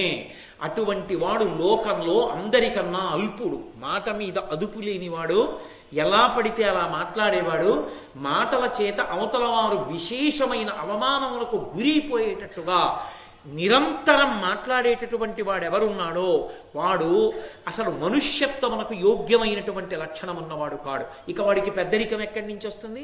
వాడు పెద్దరికం ఉన్నవాడా? వాడు పెద్దరికాల్ని నిర్ణయించగలిగిన వాడా? ఏ అధికారం ఉండి పెద్దరికాన్ని నిర్ణయిస్తాడు? ఇన్ని మాట్లాడేవే, ఇవే మాటలు సరళంగా కూడా చెప్పచ్చు. ఇంత పారుష్యంతో మాట్లాడేవే, ఇంత వాక్పారుష్యం ఉన్నవాడివి, విషం కన్నా మంట కన్నా భయంకరంగా మాట్లాడగలిగిన వాడివి, ఏ పెద్దరికం ఉందని పెద్దరికం నెత్తిన వేసుకుని పెద్దరికాల్ని నిర్ణయం చేస్తున్నావు? మాట్లాడవచ్చా? ధర్మరాజు గారు పెద్దరికం తీసుకుని మాట్లాడుతున్నాడు. మాట యందు పారుష్యం ఉండదు, కానీ గాంభీర్యత ఉంది. ధర్మరాజు మాట్లాడితే తరతరాలు యుగ యుగాలు గుర్తుపెట్టుకుంటాం. నిజం, మాటకు ఆ శక్తి ఉందని. అది శిశుపాలుడు మాట్లాడితే ఛీ అంటాం. ఇద్దరూ మాట్లాడారు, కానీ మాట్లాడడంలో ఉన్నటువంటి నైపుణ్యం అది ధర్మరాజు గారి సొత్తు. దాన్ని అందించడం నన్నయ్య గారి యొక్క విశేషం. ఆయనకి వాగ్దేవత కటాక్షం. కాబట్టి మొట్టమొదట ఈ మాట చెప్పాడు. ఇది ఆనాడు ధర్మరాజుకి శిశుపాలుడికి మధ్య పోయేది కాదు. అన్నిటికన్నా పరమేశ్వరుడు మనుష్య జాతికి ఇచ్చిన గొప్ప వరం అంటూ ఏదైనా ఉంటే ఒక్కటే, మాట ఒకటే. ఆ మాట ఒక్కదాని వల్లే తరించిపోవచ్చు. మీరు ఎవరికి అన్నం పెట్టలేకపోయానని బెంగలేదు, మంచినీళ్ళు ఇవ్వలేకపోయానని బెంగలేదు, మణిభూషణాదులు ఇవ్వలేకపోయానని బెంగలేదు. కష్టంతో ఉన్నవాడు వచ్చినప్పుడు ఓదార్పు మాట మనసారా మాట్లాడగలిగితే చాలు. వాడికన్నా ధన్యుడు లేడు. ఎంత కష్టంలో ఉన్నవాడు ఆయన దగ్గర కాసేపు కూర్చుని వస్తే మనసు దిటవు పడిందండి అంటాడు. ఎంతో ప్రశాంతపడతాడు.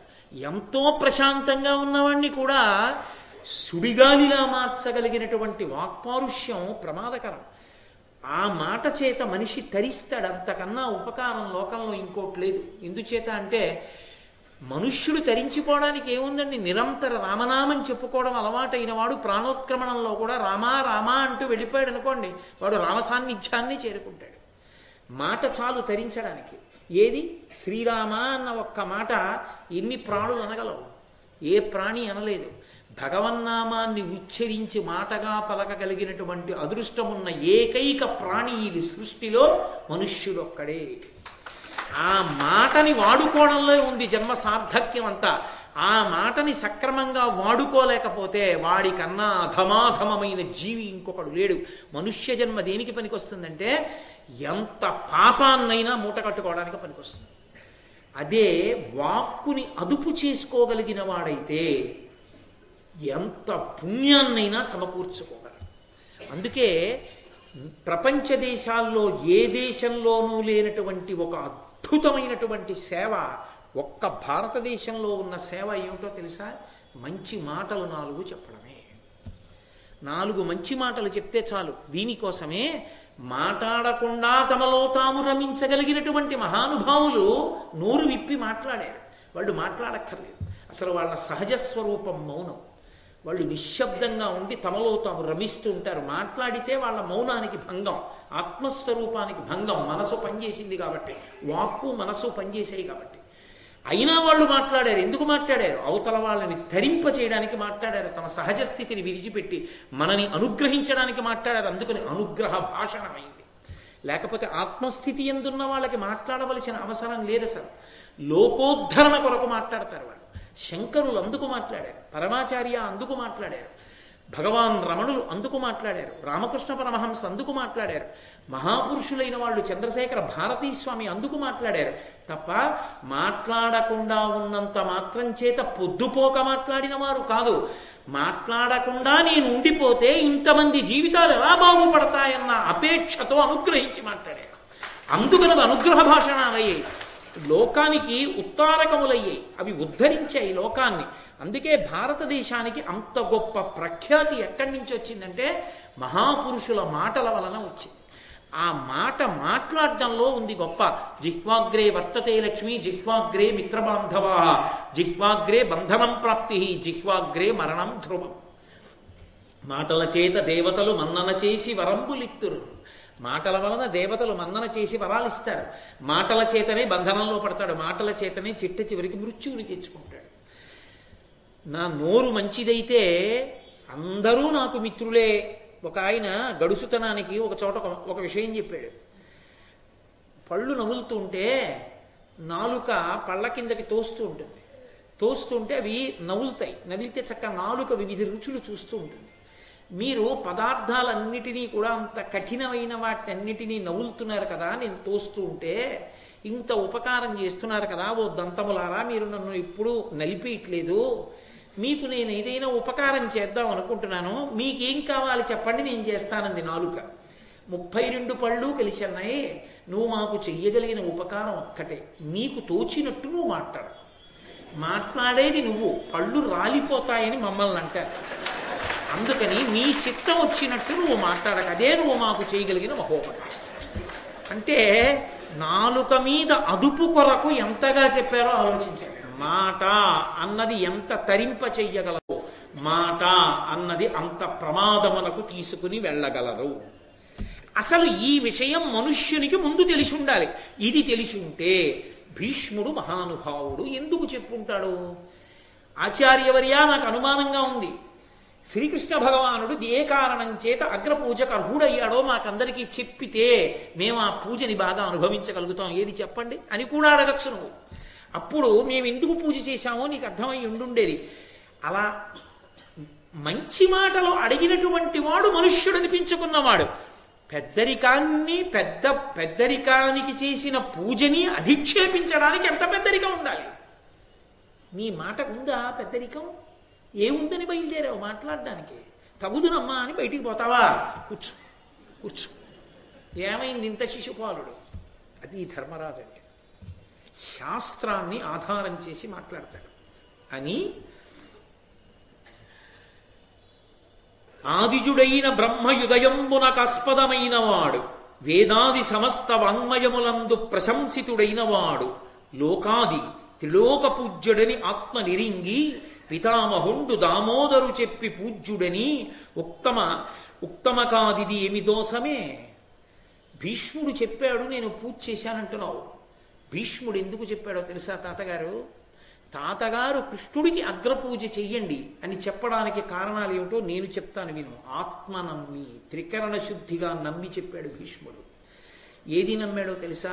ఆదిజుడైన బ్రహ్మయుదయంబున కస్పదమైన వాడు. ఈ లోకాలన్నీ పుట్టాయంటే బ్రహ్మగారి వల్ల పుట్టాయి. బ్రహ్మగారు పితామహుడు, అందుకని ఆయనంత గౌరవించి మాట్లాడతాం. అటువంటి బ్రహ్మగారు ఎవరి కడుపున పుట్టారు? శ్రీ మహావిష్ణువు యొక్క నాభికమలంలోంచి పుట్టాడు. ఆ విష్ణువే కృష్ణుడు. అగ్రపూజకు అర్హుడు కాడా? ఇంకింతకన్నా పెద్దరిక ఉండాలా? కృష్ణుడి తండ్రి వసుదేవుడు ఉన్నాడు సభలో అన్నావే, అది లౌకికం. ఇచ్చిన వరానికి కట్టుబడి కొడుగ్గా పుట్టాడు. అసలు ఆయన స్వరూపం శ్రీమన్నారాయణుడు. ఆయన కాక పెద్దవాడెవరు? కాబట్టి వేదాది సమస్త వాంగ్మయములందు ప్రశంసితుడైన వాడు. ఆయనకేం తెలుసు అన్నావుగా? సమస్త వేద వాంగ్మయమునందు కూడా 4 వేదములు కూడా ఏకకంఠంతో ప్రస్తుతి చేసి ప్రశంసించిన మహాపురుషుడు ఎవరో తెలుసా? శ్రీమన్నారాయణ. ఆ నారాయణుడు శ్రీకృష్ణ పరమాత్మ. లోకాది, ఈ సమస్త లోకములకు ప్రారంభమునందున్నవాడు ఆయనే. అటువంటి వాడు త్రిలోక పూజ్యుడని ఆత్మ నిరింగి, నేను పూజ చేయడానికి కాదయా, 3 లోకముల చేత పూజలు అందుకునేవాడు ఆయనే.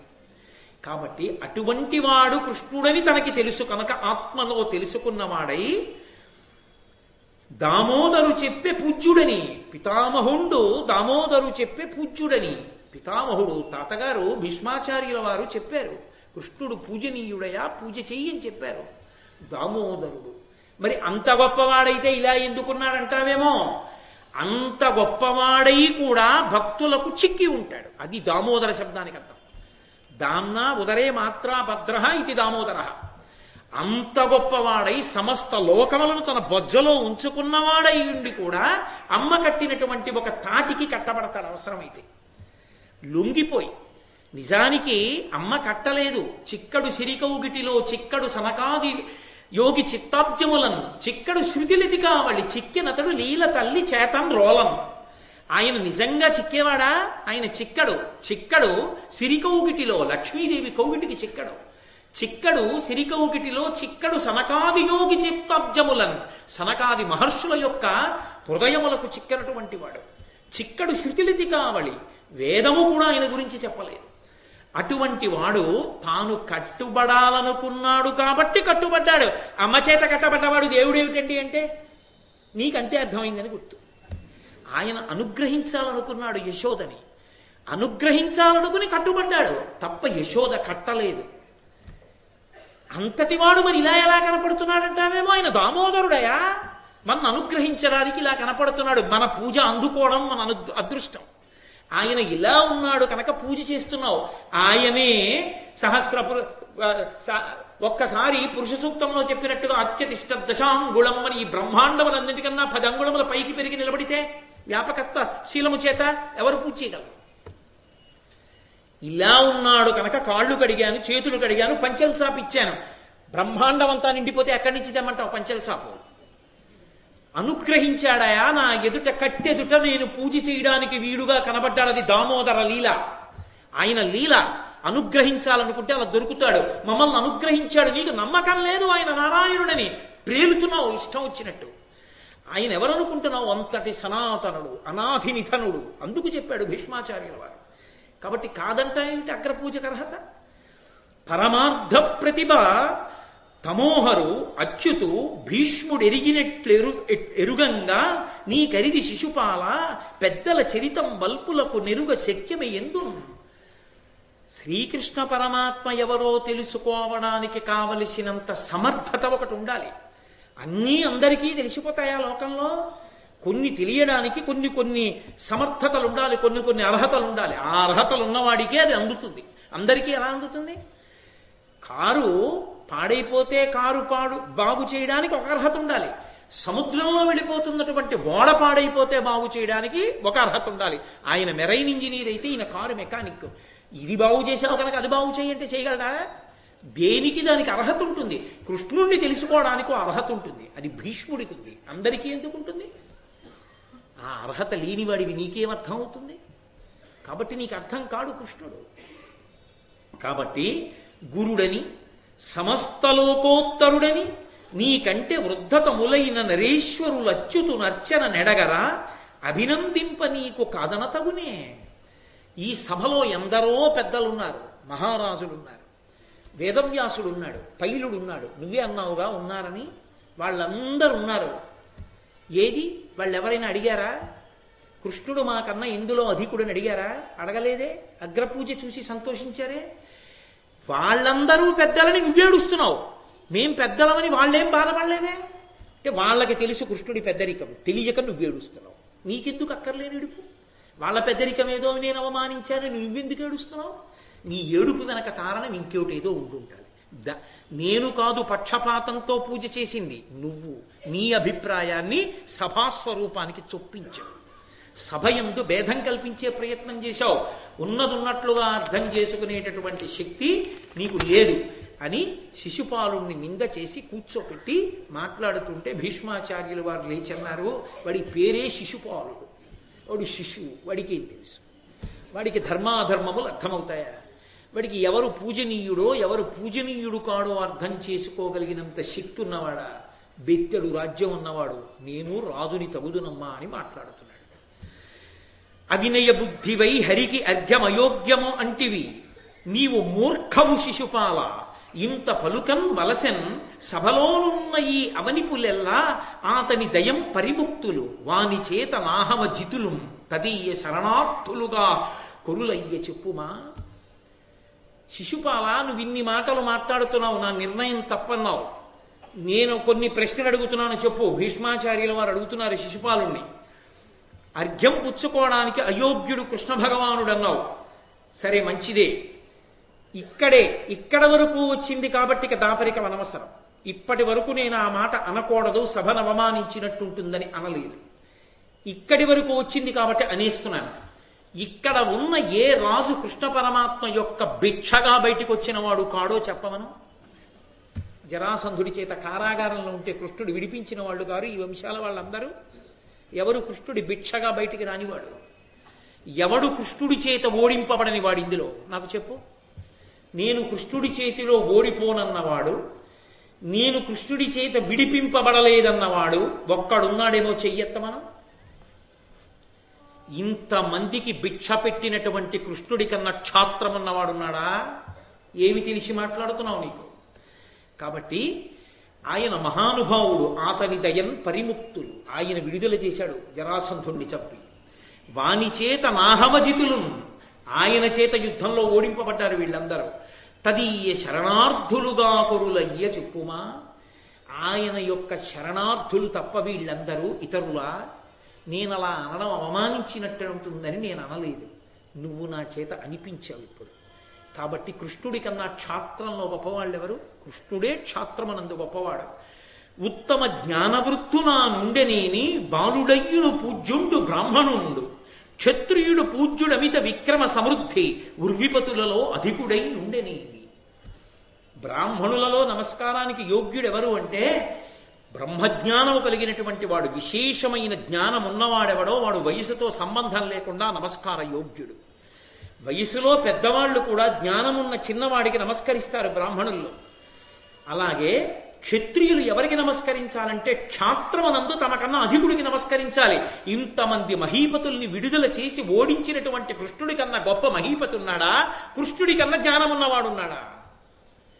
ఆయనే సమస్త వేదాంతముల చేత ప్రతిపాదింపబడినవాడు. ఆయన ఊపిరి వేదం. ఆయన కన్నా గొప్పవాడెవరయ్యా? జ్ఞానమునందు గొప్పవాడా? క్షాత్రమునందు గొప్పవాడా? ఏ విషయంలో గొప్పవాడని ఇతరులకు పూజ చేయడం కుదురుతుంది కృష్ణుడుండగా? ఆయనకే పూజ. ఈ రెండు కారణముల మురారాతి అర్ఘ్యమునకు అర్హుడు. జగదాధారుండు మాకు కాదు సదారాధ్యుడు విష్టపత్రయావాసులకు. ఈయన ఈ రెండు కారణముల చేత అగ్రపూజ చెయ్యడానికి కేవలం మాకే కాదు, ఆయన సమస్త లోకములలోని వాళ్ళు పూజ చేయడానికి అర్హత అంటూ పొందియున్నవాడెవరైనా ఉంటే కృష్ణుడొక్కడే. ఆయనకే జరగాలి అగ్రపూజ, తప్ప ఇంకెవరికి చేస్తారు? కాబట్టి కృష్ణుడికి చేయమని చెప్పాను. వృద్ధులొక లక్షయున్నను బుద్ధియే ఎవ్వరికి వారి పూజింపంగా ఈ ధరణీశులలో గుణవృద్ధిని పూజించితిమి త్రివిక్రమ భక్తిని. వృద్ధులు ఎందరో ఉండొచ్చు, కానీ గుణముల చేత వృద్ధుడు కృష్ణుడు. అందుకని ఆయన్ని పూజ చేశాం. నీకొక విషయం తెలుసా? మేము భక్తితో పూజ చేసింది త్రివిక్రముణ్ణి, చురకబెట్టాడు. ఆయన ఎవరో తెలుసా? కనీసం రాజు కాడంటున్నావే నువ్వు. ఆయన తలుచుకుంటే దేవేంద్రుడికి రాజ్యాన్ని ఇస్తాడు. రాచరికాలన్నిటికీ నేనే రాజుని అని చెప్పి అందరినీ ఓడించి నేను రాజునన్న బలిచక్రవర్తిని పాతాళానికి తొక్కాడు. ఇంద్రుడికి రాజ్యం ఇచ్చాడు. ఇచ్చినప్పుడు ఇదంతా తనదే అని నిరూపించి చూపించాడు. ఇంతంతైవటుడు ఇంతయై మరుగుతాన్ ఇంతై అభోవీధిపై అంతై చంద్రునకంతయై ధ్రువునిపై అంతై మహర్మాటిపై అంతై సత్య పదోన్నతుండగుచు బ్రహ్మాండాంత సంవర్తి. ఆ రోజున బలిచక్రవర్తి దానం చేసేటప్పుడు బ్రహ్మాండం అంతా నిండిపోయాడు కదా త్రివిక్రమ స్వరూపంతో. ఆయనదే ఇదంతా. ఆయన భిక్ష అందరికీ తలప ముక్క పెట్టి మీరు రాజులని సంతోషించండరా అని వాళ్ళు సంతోషిస్తే వాళ్ళ సంతోషం చూసి తను సంతోషిస్తున్నాడు. నీదా చదువు? నీకు పుస్తకాలు కొన్నది నాన్నగారు, ఫీజు కట్టింది నాన్నగారు, బట్టలు ఇచ్చింది నాన్నగారు, పుస్తకాలు కొన్నది నాన్నగారు, మోటార్ సైకిల్ ఇచ్చింది నాన్నగారు. ఇన్ని నీకు ఇచ్చి నువ్వు నా మోటార్ సైకిలు, నా పుస్తకాలు, నా సెల్ ఫోను, నా కాలేజీ అని నువ్వు వెళ్ళి చదువుకుంటుంటే నిన్ను చూసి మురిసిపోయిన నాన్నగారిగా తనవైనవన్నీ రాజులన్న పేరుతో వీళ్ళకి ముక్కలు ముక్కలుగా ఇచ్చి వీళ్ళు మేము రాజులమని పరిపాలించుకుంటుంటే వీళ్ళని చూసి తాను మురిసిపోతున్నాడు తప్ప ఆయనది కానిది వీరిదైనది ఎవరికి ఉన్నది? ఆయన త్రివిక్రముడు, అంతటా నిండిపోతాడు. అలా నిండిపోతే పూజకు అందడరా? ఇలా ఉన్నాడు కాబట్టి పూజ చేశాను. నీకేమర్థం అవుతుంది ఆయన త్రివిక్రమ స్వరూపం, ఆయన వ్యాపకత్వం నీకేమర్థం అవుతుంది? సహస్ర శీర్ష పురుష సహస్రాక్ష సహస్రపాత్ సభూమిం విశ్వతో వృత్వ అత్యతిష్ట దశాంగుళం. ఈ సమస్త బ్రహ్మాండములు నిండిపోయినది వ్యాపకత్వం చేత విష్ణు తేజస్సు అంటే. కాబట్టి పూజితుల తృప్తులగుదురు భూజనులరు అచ్యుతుండు పూజితుడగుడు తేజమున జగత్రితయము పూజితమై తృప్తి నందు పుణ్య సమృద్ధి. ఎవరైనా ఒక బ్రాహ్మణుణ్ణి తీసుకొచ్చి పూజ చేస్తే, ఎవరైనా ఓ పెద్ద ఆయన్ని తీసుకొచ్చి మీరు పెద్దవారండి అందుకు పూజ చేశామంటే నాకు అగ్రపూజ చేశారని ఆయన సంతోషిస్తాడు. కృష్ణుడికి పూజ చేస్తే 3 లోకములు సంతోషిస్తాయి. ఇవాళ కృష్ణుడికి పూజ చేయడం వల్ల కృష్ణుడు సంతోషించాడు అనుకుంటున్నావా? 3 లోకములు సంతోషించాయి. ఏడిచిన వాడు ఎవరైనా ఉంటే నువ్వు ఒక్కడివే కనపడుతున్నావు. కాబట్టి ఆయన పూజ లోకమునకు శుభంకరము, లోకమంతటికి సంతోషకరము. అటువంటి కృష్ణ భగవానుడికి పూజొద్దంటామేమిటి అనేసరికి ఇంకా శిశుపాలుడు లేచి వదరబోతే సహదేవుడికి ఎక్కడ లేని కోపం వచ్చి శిశుపాలుడి దగ్గరికి వెళ్ళి పాదమెత్తి తొక్కేస్తాను తల మీద పెట్టి కిందకేమనుకున్నావు కూర్చోవా అనేటప్పటికీ చిలువుగ పుష్పవృష్టి కురిశం సహదేవుపైన్ దివంబునన్ వెలయగ సాధుమాధములు వించే సభాసదులెల్ల విస్మయాకులిత మనస్కులైరి తన కుంచెయు కృష్ణ మృగాజినంబునన్ పలుమరు వీచచున్ కలహబంధుడు నారదుడాడే వేడుకన్. సహదేవుడు కాలెత్తి ఆ శిశుపాలుణ్ణి తొక్కేస్తాననేటప్పటికీ కృష్ణుడి మీద ఇన్ని పనికి మాలిన మాటలు మాట్లాడిన వాడిని తొక్కేస్తానని లేచిన వాడొకడు ఉన్నాడని పైనుంచి పుష్పవృష్టి కురిసిందిట. అది చూసైనా బుద్ధి తెచ్చుకోవద్దు శిశుపాలుడు, మూర్ఖత్వం అన్న మాటకే అర్థం అది. అది ప్రారంభం నుంచి ఉన్న వైరం. పైనుంచి పుష్పవృష్టి కురిసింది. అకస్మాత్తుగా అంతరిక్షంలో బ్రహ్మాండమైనటువంటి మంగళ తూర్యనాదములు వినపడ్డాయి. సభలో ఉన్న వాళ్ళందరూ హడిలిపోయారు. అయ్య బాబోయ్, కృష్ణుడు ఎంత పూజనీయుడో ఈ విషయాలు బట్టే తెలుస్తోంది. ఇప్పుడు ఏం జరుగుతుందో ఇంకా మాట్లాడతాడా ఏమి ఈ శిశుపాలుడు, అది వాళ్ళ భయం ఇప్పుడు ఇంకా అని. ఒక పక్క నుంచి ఆకాశంలో నిలబడినటువంటి నారద మహర్షిట పరమ సంతోషంతో కృష్ణుణ్ణి అధిక్షేపించినటువంటి ఆ శిశుపాలుణ్ణి తొక్కేస్తానన్న సహదేవుణ్ణి చూసి మురిసిపోయి ఆకాశంలో నిలబడ్డానన్న విషయాన్ని కూడా చూసుకోకుండా ఒక చేతిలో వింజావరం, ఒక చేతిలో పట్టుకున్నటువంటి జింక చర్మాన్ని గాలిలో ఆడించుకుంటూ నాట్యం చేసేట్టయిన సంతోషపడిపోయేట నారదుడాడే వేడుకం. అంత సంతోషపడిపోతే భీష్ముడు లేచి ధర్మరాజుతో మాట్లాడబోతున్నాడు. ఈలోగా శిశుపాలుడు యొక్క సేనాపతి సునీధుడు అనబడేటటువంటి వాడు తన సైన్యాన్నంతటినీ పిలిచి తనకు అనుకూలురైన వాళ్ళందరినీ పిలిచి, ఈ సభలో మనం ఉండడానికి వీల్లేదు, ఇప్పుడే తేల్చుకుందాం, తొక్కేస్తానన్నాడు మా రాజుని. తాను తొక్కగలడో మేం తొక్కేస్తామో ఇప్పుడే తేలిపోవాలి, రండి, ఎవరు యువతల వైపుకి సమర్థిస్తారో యువతలకి రండి, రెండు పక్షాలకి యుద్ధం చేద్దాం అన్నాడు. అని యుద్ధానికి సన్నద్ధమై ఓ పక్కకి వెళ్ళిపోతున్నారు. ధర్మరాజు గారు కంగారు పడిపోయి పరిగెత్తుకుంటూ భీష్మాచార్యుల గారి దగ్గరికి వెళ్ళి, తాతా ఏమిటి అకాల కలహం, నా మర్యాద పోతోంది, వింటల్లేదు శిశుపాలుడు, సభ రెండు వర్గాలుగా చీలిపోయింది, యుద్ధం దాకా వెళ్ళిపోయింది, ఎలా ఇప్పుడు రక్షకత్వం ఎక్కడి నుంచి ఏర్పడుతుంది అంటే భీష్ముడు అన్నాడు నవ్వి, నీ యజ్ఞమునకు విఘ్నము చేయగ నోపుదురెయొరులు, జితదైత్యుడు నారాయణుడు యజ్ఞపురుషుడజేయ పరాక్రముడు దీని చేకుని కామం. ఏమిటి పిచ్చి ధర్మరాజా, ఇంకా నీకు వాళ్ళందరూ యుద్ధం చేస్తారా, నీతో యుద్ధం చేసి నీ యాగం పాడు చేయగలరు అనుకుంటున్నావా?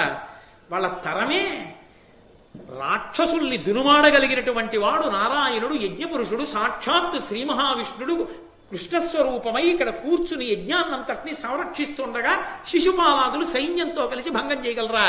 ఎందుకయ్యా ఈ పిచ్చి, కృష్ణుడే రక్షిస్తాడు, కూర్చోవాలా అని. చైద్యునికైపూని సన్నద్ధులయ్యున్న ఈ రాజులిందరు ఈ క్షణంబ హరి అల్గి చూడుడు అంతకక్షయమున కరిగిడు వార ఘోరాహవమున దమఘోషనందను దర్పంబునిప్పుడు ఎడగెడు కడు బెక్కులయ్యూ కుక్క లిభకుంభ దళన మహిష్ట నిష్ఠుర నఖ ముకుడగు హరిమీద మురిగి ఏమి సేయనోపు కృష్ణు సింహ పరాక్రము ఎరగకున్న వారే ఎల్లవారు అనిన భీష్మ పలుకులవి కర్ణశూలంబులైన చేదినాథుడు అగ్రహించి. వీళ్ళేం చేస్తారా ఈ రాజులందరూ? తమ వాడి అయినటువంటి గోళ్లతో సింహం పరిగెత్తుకొచ్చి వెళ్ళిపోతున్నటువంటి ఏనుగు యొక్క కుంభస్థలం మీదకెక్కి ఆ కుంభస్థలాన్ని చీల్చి ముత్యాలని వెదజల్లి ఏనుగు కుంభస్థలంలో ఉండేటటువంటి మాంసపు ముద్దల్ని తన పంజాతో పైకెత్తి నోటితో పట్టుకు తిని నెత్తుటితో మాంసంతో కూడినటువంటి నోటితో సింహం నడిచి వెడుతుంటే ఊర కుక్కల గుంపులు చేరి అరుస్తాయి. సింహం దగ్గరికి ఎడతాయా? వీళ్ళు అరిచి పక్కకెళ్లే వాళ్లే గాని కృష్ణుడి మీదకి యుద్ధానికి రాగలరా? నీకెందుకు భయం ధర్మరాజా, అలా కూర్చో. భీష్ముడు ఈ మాట అంటే శిశుపాలుడికి ఎక్కడలేని కోపం వచ్చింది భీష్మాచార్యుల వారి మీద. లేచి, ఏమిటో కృష్ణుడు కృష్ణుడు కృష్ణుడు కృష్ణుడని అంత పొగుడుతున్నావే, ఏమి కృష్ణుడి గొప్పతనం నాకు తెలియదు అనుకుంటున్నావా? పూతనాఘాతంబు చేత నేతరమైన శకటంబు త్రోపును చరణహతి వీకతో గడు బూచు మ్రాకుల విరుపును వాల్మీకమాత్ర పర్వతము నెత్తికొని లావుగలడు బీడన 7 దివసంబులునికియు వృషభ వదయును ననంగా పమ్మిన కృష్ణు బీరంబులు ఒగడుచునున్న నీ లాలుక ఒక్కడయ్యు వ్రయ్యవలయు 100 వ్రయ్యలుగాగా అట్లైన గాని చాలవతని పొగడ ఎల్లదాని నేన ఎరుగుదు ఎందువాడర్ఘ్యదాన యోగ్యుడయ్య చెప్పుము. అయినా వినడు, అది మూర్ఖత్వం. లేచి అంటాడు, పూతనాఘాతంబో. ఏమిటి కృష్ణుడు చేసిన గొప్పతనం? తల్లిని చంపాడు, అదే ఆ గొప్ప. పాలిచ్చినటువంటిది తల్లి లాంటిది.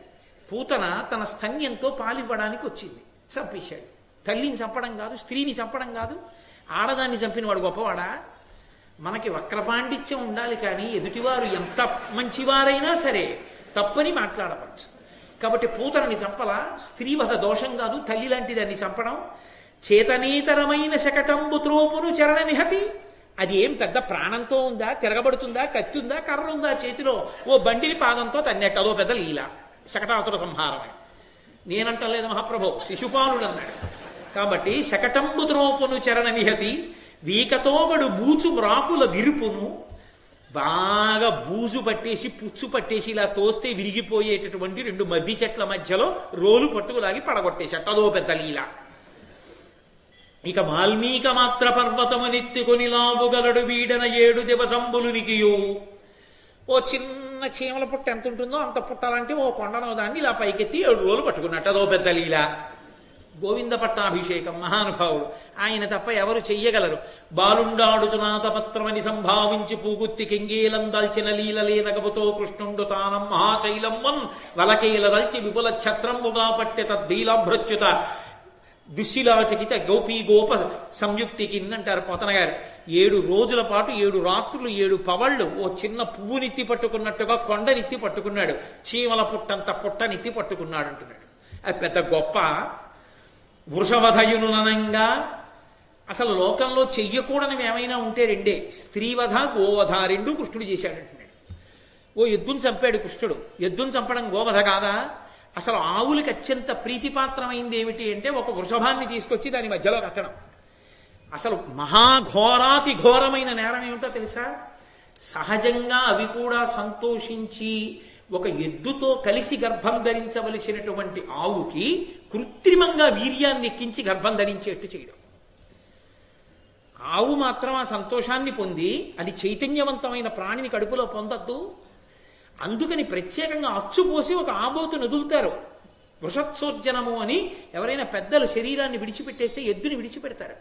విడిచిపెడితే అది మహాపుణ్యం, గోసంతతి వృద్ధికి కారణం అవుతుంది. గోసంతతి వృద్ధికి కారణము వృషభము. అటువంటి వృషభాన్ని చంపడం గోవుల్ని చంపడం కాదా? మరి ఇతను చంపలేదా ఎద్దుని? వృషభాసుర సంహారము అని ఒకనకొకప్పుడు చేశాడు కృష్ణుడు. ఆయన చేసింది ఎద్దుని చంపలేదు, ఆవుల్ని దూడల్ని ఎద్దుల్ని కాశాడు ఆయన.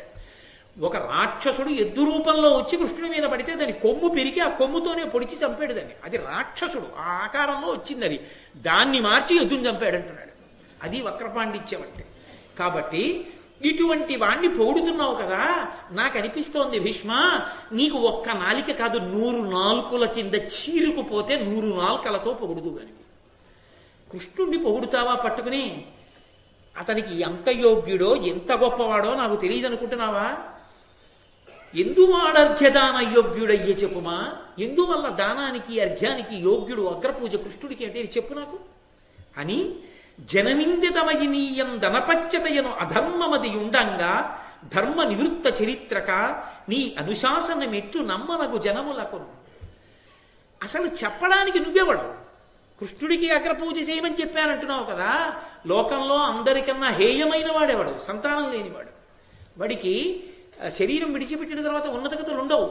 నీకు సంతానం ఉందా? నీకు సంతానమే లేదు, నువ్వు పెళ్లి చేసుకోలేదు. సంతానం లేని వాడివి నువ్వు పెద్దరికం వహించి నువ్వు చెప్పడం ఏంటి? నీకు ఎవడిచ్చాడు పెద్దరికం? నువ్వెక్కడి వాడివి చెప్పడానికి? ఆయన మహానుభావుడు శాంతనవుడు ప్రతిజ్ఞ చేసి ఆజన్మ బ్రహ్మచర్యంలో ఉండిపోయి స్వచ్ఛంద మరణాన్ని తన తండ్రి గారైన శంతన మహారాజు గారి దగ్గర వరంగా పొంది రాజ్యాన్ని తృణీకరించి పెద్దరికంతో రాజ్య సంరక్షణ చేసిన మహాపురుషుడు ఆచార్యుడు. అటువంటి వారిని అధిక్షేపిస్తున్నాడు. నీకధికారం ఎక్కడుంది? బూతు ఒగడినట్లు ఒగడెదు పొగడంగా వలయునేని సుగుణవంతులైన కర్ణశల్యులాదిగా గల వీరుల పొగుడుచుండరాదే ప్రొద్దువోక. నువ్వు అస్తమానం బూతు ఒగడినట్లు పొగడెదా? ఈడ అస్తమానం ఏదో భట్టు పొగుడుతుంటాడు పక్కన నిలబడి, అలా పొగుడుతున్నావు కృష్ణుణ్ణి. అస్తమానం కృష్ణుణ్ణి పొగడ్డం తప్ప నీకు ఇంకో పని లేదా? నీకంత పొద్దు పోకపోతే ఎవరినో ఒకళ్ళని పొగడాలనుకుంటే ఇదిగో కర్ణుణ్ణి పొగుడు, శల్యుణ్ణి పొగుడు, వాళ్ళు మహాత్ముడు. అది శిశుపాలుడంటే ఆయన తీర్పు అంటే అలా ఉంటుంది, ఆయన స్థాయి అలా ఉంటుంది. కాబట్టి అదిగో వాళ్ళని పొగడవయా, రాత్రనక పగలనక కృష్ణుణ్ణి పొగుడుతాడు. పుణ్యమా పురుషార్థమా, ఎందుకు అతన్ని పొగుడుతావు అనేసరికి భీమసేనుడికి ఎక్కడలేని కోపం వచ్చింది. ప్రకటిత కోపవేగమున పద్మదళాయత నేత్రముల్ భయానక తరలీల దల్చెన రుణజ్యుతి ఉజ్జతమై త్రిశాఖమై భృకుటి లలాట దేశమున బొల్చే త్రికూటతటి త్రిమార్గగా నుగృతి ప్రభంజన ప్రియతనూజన కంతకమూర్తి కచ్చటన్. వెంటనే భీమసేనుడికి కోపం వచ్చి కళ్ళు పెద్దవి చూసి చేసేటప్పటికి ఆ కళ్ళు ఎర్రటి గీతలతో అరుణాయత వర్ణాన్ని పొంది ఆ భృకుటి ముడి వేస్తే ఇలా మూడుగా వంకర్లు తిరిగి త్రిపథగా అయినటువంటి గంగ ఆకాశంలో మందాకినిగా, భూలోకంలో గంగగా, భాగీరథిగా, పాతాళంలోకి వెళ్ళేటప్పటికి భోగవతి అన్న పేర్లతో మూడుగా గంగ ఎలా ప్రవహించిందో అలా త్రిపథగా అయిన గంగ ప్రవహిస్తోందా అన్నట్టుగా మూడు మడతలు పడినటువంటి ఆ కనుబొమలతో ఒక్కసారి లేచి ఆ యమధర్మరాజు గారు సభలో ప్రవేశించాడా అన్నంత కోపంతో లేచి గదాదండాన్ని పైకెత్తబోతుంటే భీష్మాచార్యుల వారు జోక్యం చేసుకున్నారు. భీమసేన కూర్చో కూర్చో కూర్చో కూర్చో, నువ్వు తొందరపడకు. ఈ శిశుపాలుడు చేస్తున్న తప్పులకి ఇతన్ని చంపేయాలంటే వీడు వదరిన వదురుడికి ఇప్పటిదాకా ఇంకొకడైతే బ్రతుకుతాడా నన్ను ఇన్ని మాటలని, నేను చేతిలో ధనస్సుని బాణాల్ని పట్టుకుని ఉండగా నన్ను కొట్టగలిగిన వాడు ఉన్నాడా? ముక్కలు కొట్టేద్దు నీ శిశుపాలుడిని. ఎందుకు చంపలేదో తెలుసా? ఒక కారణం ఉంది.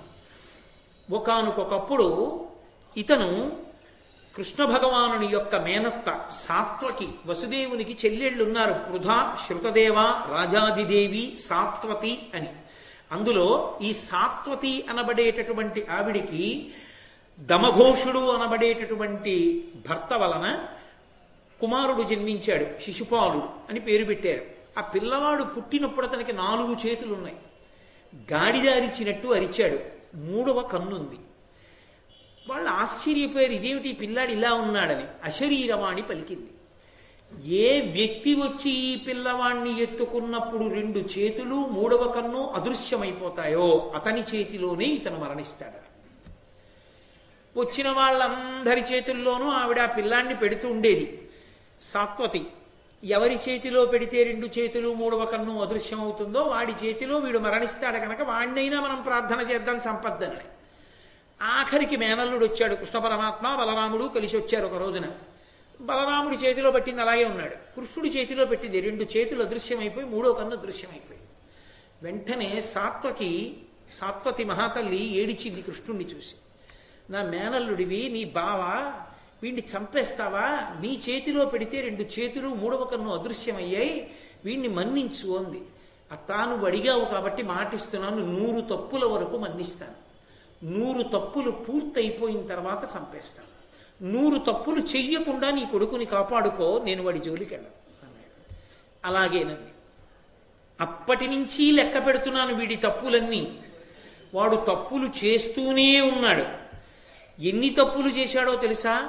ప్రాజ్యోతిషంబున భగదత్తుపై నేను ఓయిన ఈతడన్యాయ వృత్తి ఇట బాల వృద్ధులకెల్ల భయంబుగా ద్వారకాపురి కాల్చి వీరులైన భోజ రాజన్యులు పొలతులతోడ రైవతకాద్రి క్రీడాభిరతి ప్రమత్తులయ్యున్నవారల అదయుడై వధించి దేవాభుడగు వసుదేవు చేయు అశ్వమేధమునకు అభ్యర్జితంబైన హయమునపహరించి యజ్ఞమునకు విఘ్నమాచరించి వీడు అతిపాపుడై బభ్రు భార్య తనకు భార్య చేసి.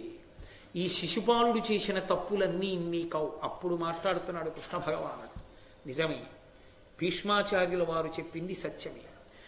ఈ శిశుపాలుడు ఇతపూర్వమే ఎన్నో దోషములను ఆచరించి ఉన్నాడు. అయినా నేను మా అత్తకిచ్చిన మాట కొరకు ఇన్నాళ్ళు ఊరుకున్నాను. ఒకటి కాదు, ప్రాజ్యోతిషంబున భగవదత్తుపైనేము ఓయిన ఈతడన్యాయ వృత్తి ఇట బాల వృద్ధులకెల్ల భయంబుగా ద్వారకాపురి కాల్చి. ఒకానొకప్పుడు ప్రాగ్జ్యోతిషపురాన్ని పరిపాలిస్తున్న భగదత్తుడి మీదకి నేను యుద్ధానికి వెళ్ళిన సమయాన్ని చూసి, చిన్న పిల్లలున్నారు, పెద్దవాళ్ళున్నారు, వాళ్ళు చనిపోతారేమో అని కూడా చూడకుండా ద్వారకా నగరాన్నంతటినీ కాల్చేశాడు. ఎందరో చనిపోయారు.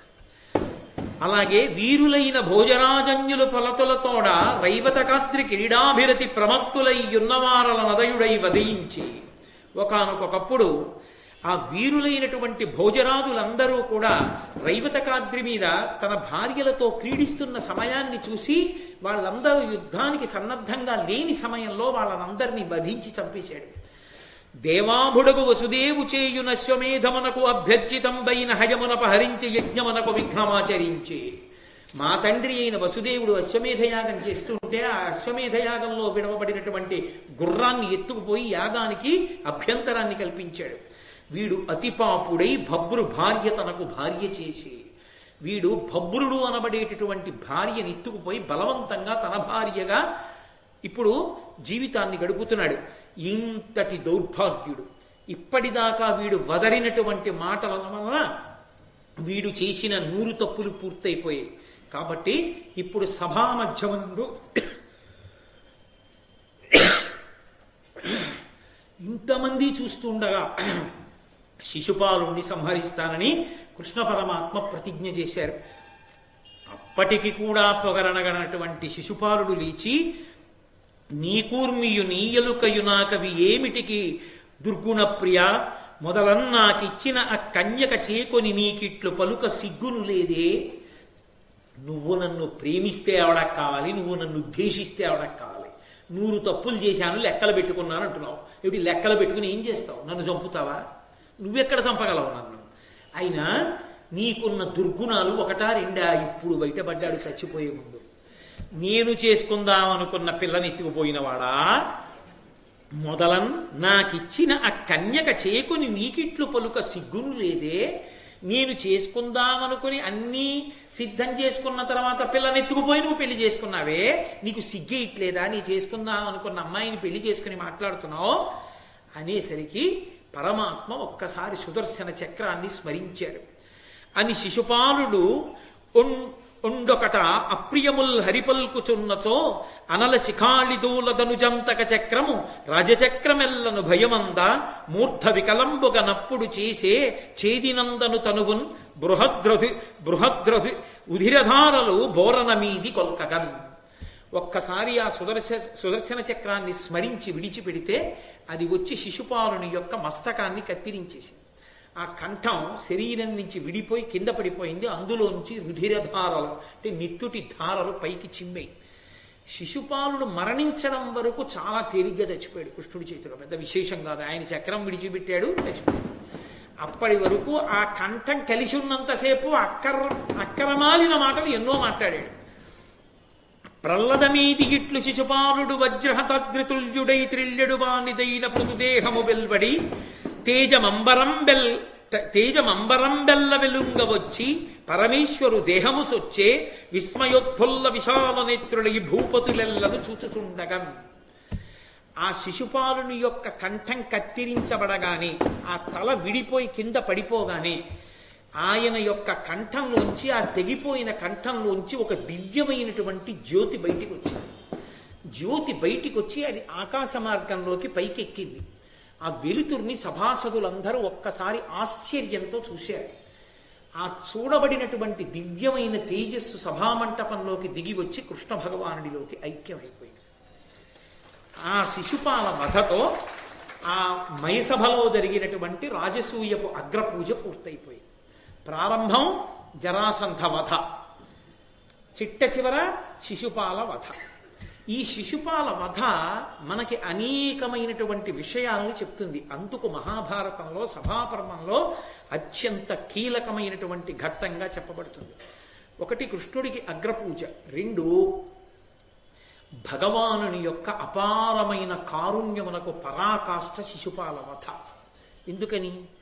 ఎప్పుడో తన ద్వారపాలకులుగా ఉన్నటువంటి జయ విజయులు సనక సనందనాది మహర్షుల చేత శపింపబడ్డారు. శపింపబడి ఒకానొకప్పుడు హిరణ్యకశిపుడుగా ఉన్నటువంటి వాడే ఈ జన్మలో శిశుపాలుడిగా వచ్చాడు. కృష్ణుడి మేనత్తలలో ఒకావిడికి శృతదేవ అన్నవాడికి దంతవక్తుడు అన్న పేరుతో 2వ వాడు పుట్టాడు. ఆయన కృష్ణుడి చేతిలోనే మరణించాడు. ఈయన కృష్ణుడి చేతిలోనే మరణించాడు. కారణం, వైరభక్తితో వచ్చారు. వాళ్ళు పుట్టుకతోనే వైరభక్తి వాళ్ళది. వైరభక్తి అంటే ఎప్పుడూ భగవంతుణ్ణి నింద చేయడమే వాళ్ళ పుట్టుకే. ఎందుకు అంటే, మీతో నేను మనవి చేశాను, నింద చేయడానికి క్రోధం కారణం. క్రోధానికి కారణం వైరభక్తి ఎందు ఉండదు. అది ఉంటే తప్ప వాళ్ళు భగవానుణ్ణి చేరరు. కాబట్టి ఆ శిశుపాలుడు పుట్టుకతోటే కృష్ణుని యందు విరోధి. అశరీరవాణి పలికింది అంటే అర్థం ఏమిటంటే శరీరము లేనిది పలికింది. శరీరము లేనిది పలకదు ప్రపంచంలో. శరీరం ఉంటేనే పలుకుతుంది. శరీరము లేనిది ఎలా పలుకుతుంది? పలకదు. అశరీరవాణి పలికింది అంటే వేదం చెప్పింది అని గుర్తు. వేదమునకు శరీరం ఉండదు, కానీ వేదం చెప్పింది అంటాం మనం. వేదము పలికింది. వేదం ఏమని పలికింది? శిశుపాలుడు ఛేదిభూపాలుడు. ఛేదిభూపాలుడు అన్న మాటకు అర్థం ఏమిటంటే చిత్త ప్రభవము, కామము. ఆ కామమే, కామక్రోధములు రెండు పుట్టుకొస్తుంటాయి. రావణ కుంభకర్ణులుగా, శిశుపాల దంతభక్తులుగా, హిరణ్యాక్ష హిరణ్యకశిపులుగా వచ్చాయి. అందులో కామము శిశుపాలుడు, క్రోధము దంతభక్తుడు. కాబట్టి ఆయన పేరు శిశుపాలుడు, ఛేది భూపతి. అందుకే కామము చిత్త ప్రభవము, మనసులోంచి పుడుతుంది. ఆ కామస్వరూపమైనటువంటి ఈ శిశుపాలుడు ఒకనాడు ద్వారపాలకులలో జయ విజయులలో ఒకడు. సనకసనందనాథుడు శాపం ఇచ్చినప్పుడు వైరభక్తితో మిమ్మల్ని చేరుకుంటాం మేము అన్నాడు. అందుకని కృష్ణ పరమాత్మ చేతిలోనే మరణించాలి. కురుక్షేత్ర సంగ్రామం వరకు బ్రతికుండలేదు. కానీ దాని అర్థం ఏమిటంటే నిద్రపోతున్నా, తింటున్నా, లేస్తున్నా, ఉన్నా, ఏం చేస్తున్నా సరే వాడు నిరంతర కృష్ణనామ స్మరణ చేశాడు. ఏ కారణం చేత? భక్తితో మాత్రం కాదు. ద్వేషం. ద్వేషానికి కారణం ఉందా? మీకు ఇక్కడ కనపడదు. శిశుపాలుడు ఏ కారణానికి ద్వేషించాడు? ఒక్కటే కారణం, జయ విజయులలో ఒకడు కాబట్టి పుట్టుకతో ద్వేషం ఉండిపోయింది. అలా ద్వేషంతో ఉన్నవాడు కూడా భగవంతుణ్ణి చేరుతాడు నిర్ధారించింది భారతం. ఇది ఎక్కడ చెప్పబడిన మాట? భాగవతంలో చెప్పాడు నారదుడు ధర్మరాజుతో. కామోత్కంఠత గోపికల్ భయమనం కంసుండు వైరాక్రియా సామాగ్రిం శిశుపాల ముఖ్య నృపతుల్ సంబంధులై వృష్ణులున్ ప్రేమన్ మీరలు భక్తి మేము ఇది చక్రింగంటి మెట్లైన నుద్ధామధ్యాన గరిష్ఠులైన హరిచందన్ వచ్చు ధాత్రీశ్వర అన్నాడు. కామోత్కంఠత గోపికల్, కామంతో గోపికలు చేరుకున్నారు కృష్ణ పరమాత్మని. కామోత్కంఠత గోపికల్ భయమునం కంసుండు, భయంతో కంసుడు బతికున్నంత కాలం స్మరించి చచ్చిపోయి కృష్ణుడిలో గడిపాడు. వైరక్రియా సామాగ్రిం శిశుపాల ముఖ్య నృపతుల్, వైరభక్తితో శిశుపాలాది రాక్షసులు, అందుకని దానవుడు రాక్షసుడు శిశుపాలుడిగా వచ్చాడు. వైరక్రియా సామాగ్రిం శిశుపాల ముఖ్య నృపతులు సంబంధులై వృష్ణులను, మేం బంధువులం అని చెప్పి వృష్ణి వంశంలో పుట్టిన వాళ్ళందరూ కృష్ణుడితో మా బంధువు మా బంధువు మా బంధువు అని ఆయన్ని ప్రేమించి ఆయనలో కలిసిపోయారు. సంబంధులై వృష్ణులను ప్రేమన్మీరలు, మా కృష్ణుడు మా కృష్ణుడు మా కృష్ణుడిని ప్రేమించి పాండవులారా మీరు కృష్ణుడిలో కలిసిపోతారు. ప్రేమన్మీరలు భక్తి మేము, నారదుడు చెప్తున్నాడు, భక్తితో మేము స్మరించి స్మరించి ఆయనలోనే కలిసిపోతాం. ప్రేమన్మీరలు భక్తి మేము ఇది ఎట్లైన నుద్ధామధ్యాన గరిష్ఠులైన హరిచందన్వచ్చు ధాత్రీశ్వర. ఏ కారణం చేతనైనా సరే భగవంతుణ్ణి అదే పనిగా స్మరించినటువంటి వాడు భగవంతుని యందే చేరిపోతాడనడానికి తార్కాణమే శిశుపాల వధ. అందుకే జ్యోతి కృష్ణుని యందు ఐక్యమైంది. నారద వాక్యాన్ని నిర్ధారించింది కాదు. మూడవ విషయం, చనిపోయినటువంటి శిశుపాలుడు కృష్ణ పరమాత్మ యందు ప్రవేశిస్తే మనకు అభ్యంతరం లేదు. ఎందరో మరణించారు భారతంలో. ప్రకటనంగా జ్యోతి పైకొచ్చి కృష్ణుని యందు కలిసింది శిశుపాలుడి విషయంలో. మరి శిశుపాలుడి విషయంలో అలా ఎందుకు జరిగింది అంటే, శిశుపాలుని యొక్క జ్యోతి తన యందు ఐక్యమవడం లోకం చూడడానికి వీలుగా అనుగ్రహించినది కృష్ణుడే. అది మయసభ గొప్పతనం. ఆ మయసభలోనే జరిగింది ఆ విశేషం. పరమేశ్వరుడు అనుగ్రహిస్తే తప్ప ప్రాణోత్క్రమణమైన తర్వాత జ్యోతి ఎటు వెడుతోందో ఎవ్వరికీ కానరాదు, ఎవ్వరికీ తెలియదు. అది పరబ్రహ్మస్వరూపాన్ని పొందేసినటువంటి వ్యక్తి జ్ఞానము చేత బ్రహ్మవిత్ బ్రహ్మైవ భవతి. బ్రహ్మమును తెలుసుకుని బ్రహ్మమైన వాడు తన శరీరాన్ని విడిచిపెట్టి వెళ్ళిపోయే ముందు 10 మందికి చూపించి వెళ్ళగలడు, జ్యోతిగా వెళ్ళగలడు. భగవాన్ రమణులు వెళ్ళారలా. అరుణాచల పర్వత శిఖరంలోకి వెళ్ళిపోయారు. అంతమంది చూస్తుండగా రాత్రి 8 గంటల చిల్లరకి బయటికి వచ్చి జ్యోతి అరుణాచలం కొండ మీద తిరిగి వేగంగా కొండలోకి వెళ్ళిపోయారు. ఆయన దర్శనమిచ్చారు. మళ్ళీ అలా కృష్ణ పరమాత్మ అనుగ్రహించాడు శిశుపాలుని యందలి జ్యోతి పైకి లేచి తన యందు ఐక్యమవడం కనపడడానికి. ఎందుకని? భీష్మవాక్కుని నిజం చేయడానికి. పెద్దవాడైన భీష్ముడు ఆత్మ నమ్మి చెప్పాడు. ఆయన సాక్షాత్ పరాత్పరుడురా, అనాధినిధనుడురా అని చెప్పాడు. భీష్ముడు నమ్మి చెప్పాడు తప్ప నమ్మకం లేక నోటి మాటగా చెప్పింది కాదు. అవును నేను పరాత్పరుడని, మీ కన్నులతో చూడడానికి వీలుగా ఇక్కడ కూర్చున్నాను.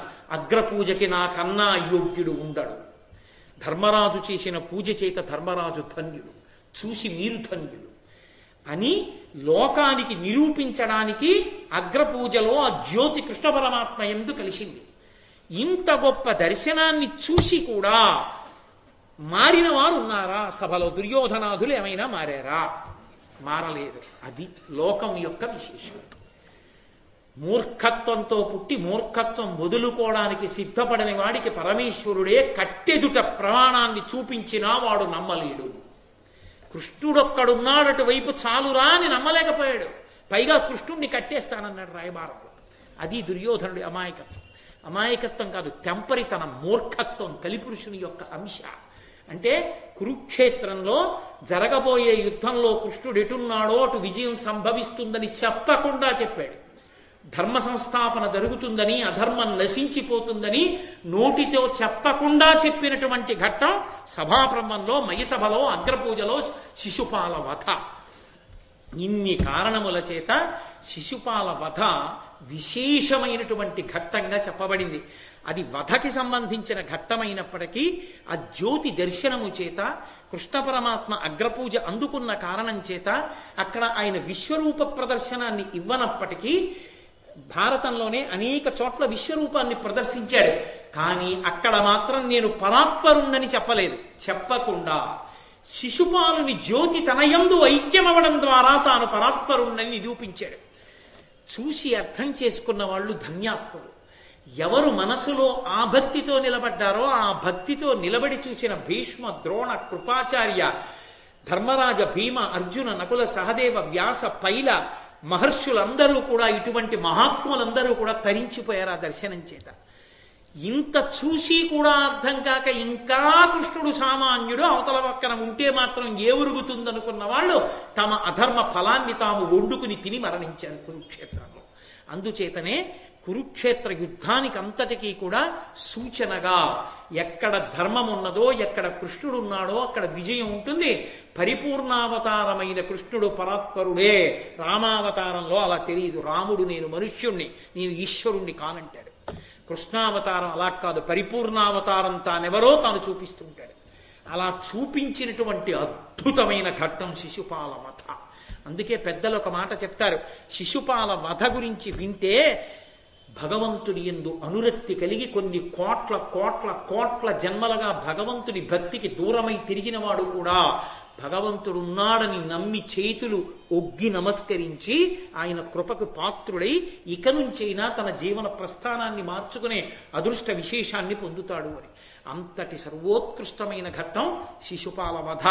రేపటి నుంచి అత్యద్భుతమైన విశేషాలు, ధర్మ సూక్ష్మాలు, ధర్మరాజు గారు, దుర్యోధనుడు, మయసభ, అక్కడి నుంచి జూదానికి బయలుదేరడం, ఈ విశేషాలన్నీ ఉంటాయి. రేపు సాయంకాలం 6:30 ప్రారంభం చేసి మహానుభావుడు కృష్ణ పరమాత్మ పలికించినంత మేర మళ్ళీ రేపటి రోజు ఘట్టాన్ని మీకు చెప్పే ప్రయత్నం చేస్తాను. మంగళాశాసనపరై మదాచార్య పురోగమై సర్వైశ్చ పూర్వైరాచార్యై సత్కృతాయాస్తు మంగళం.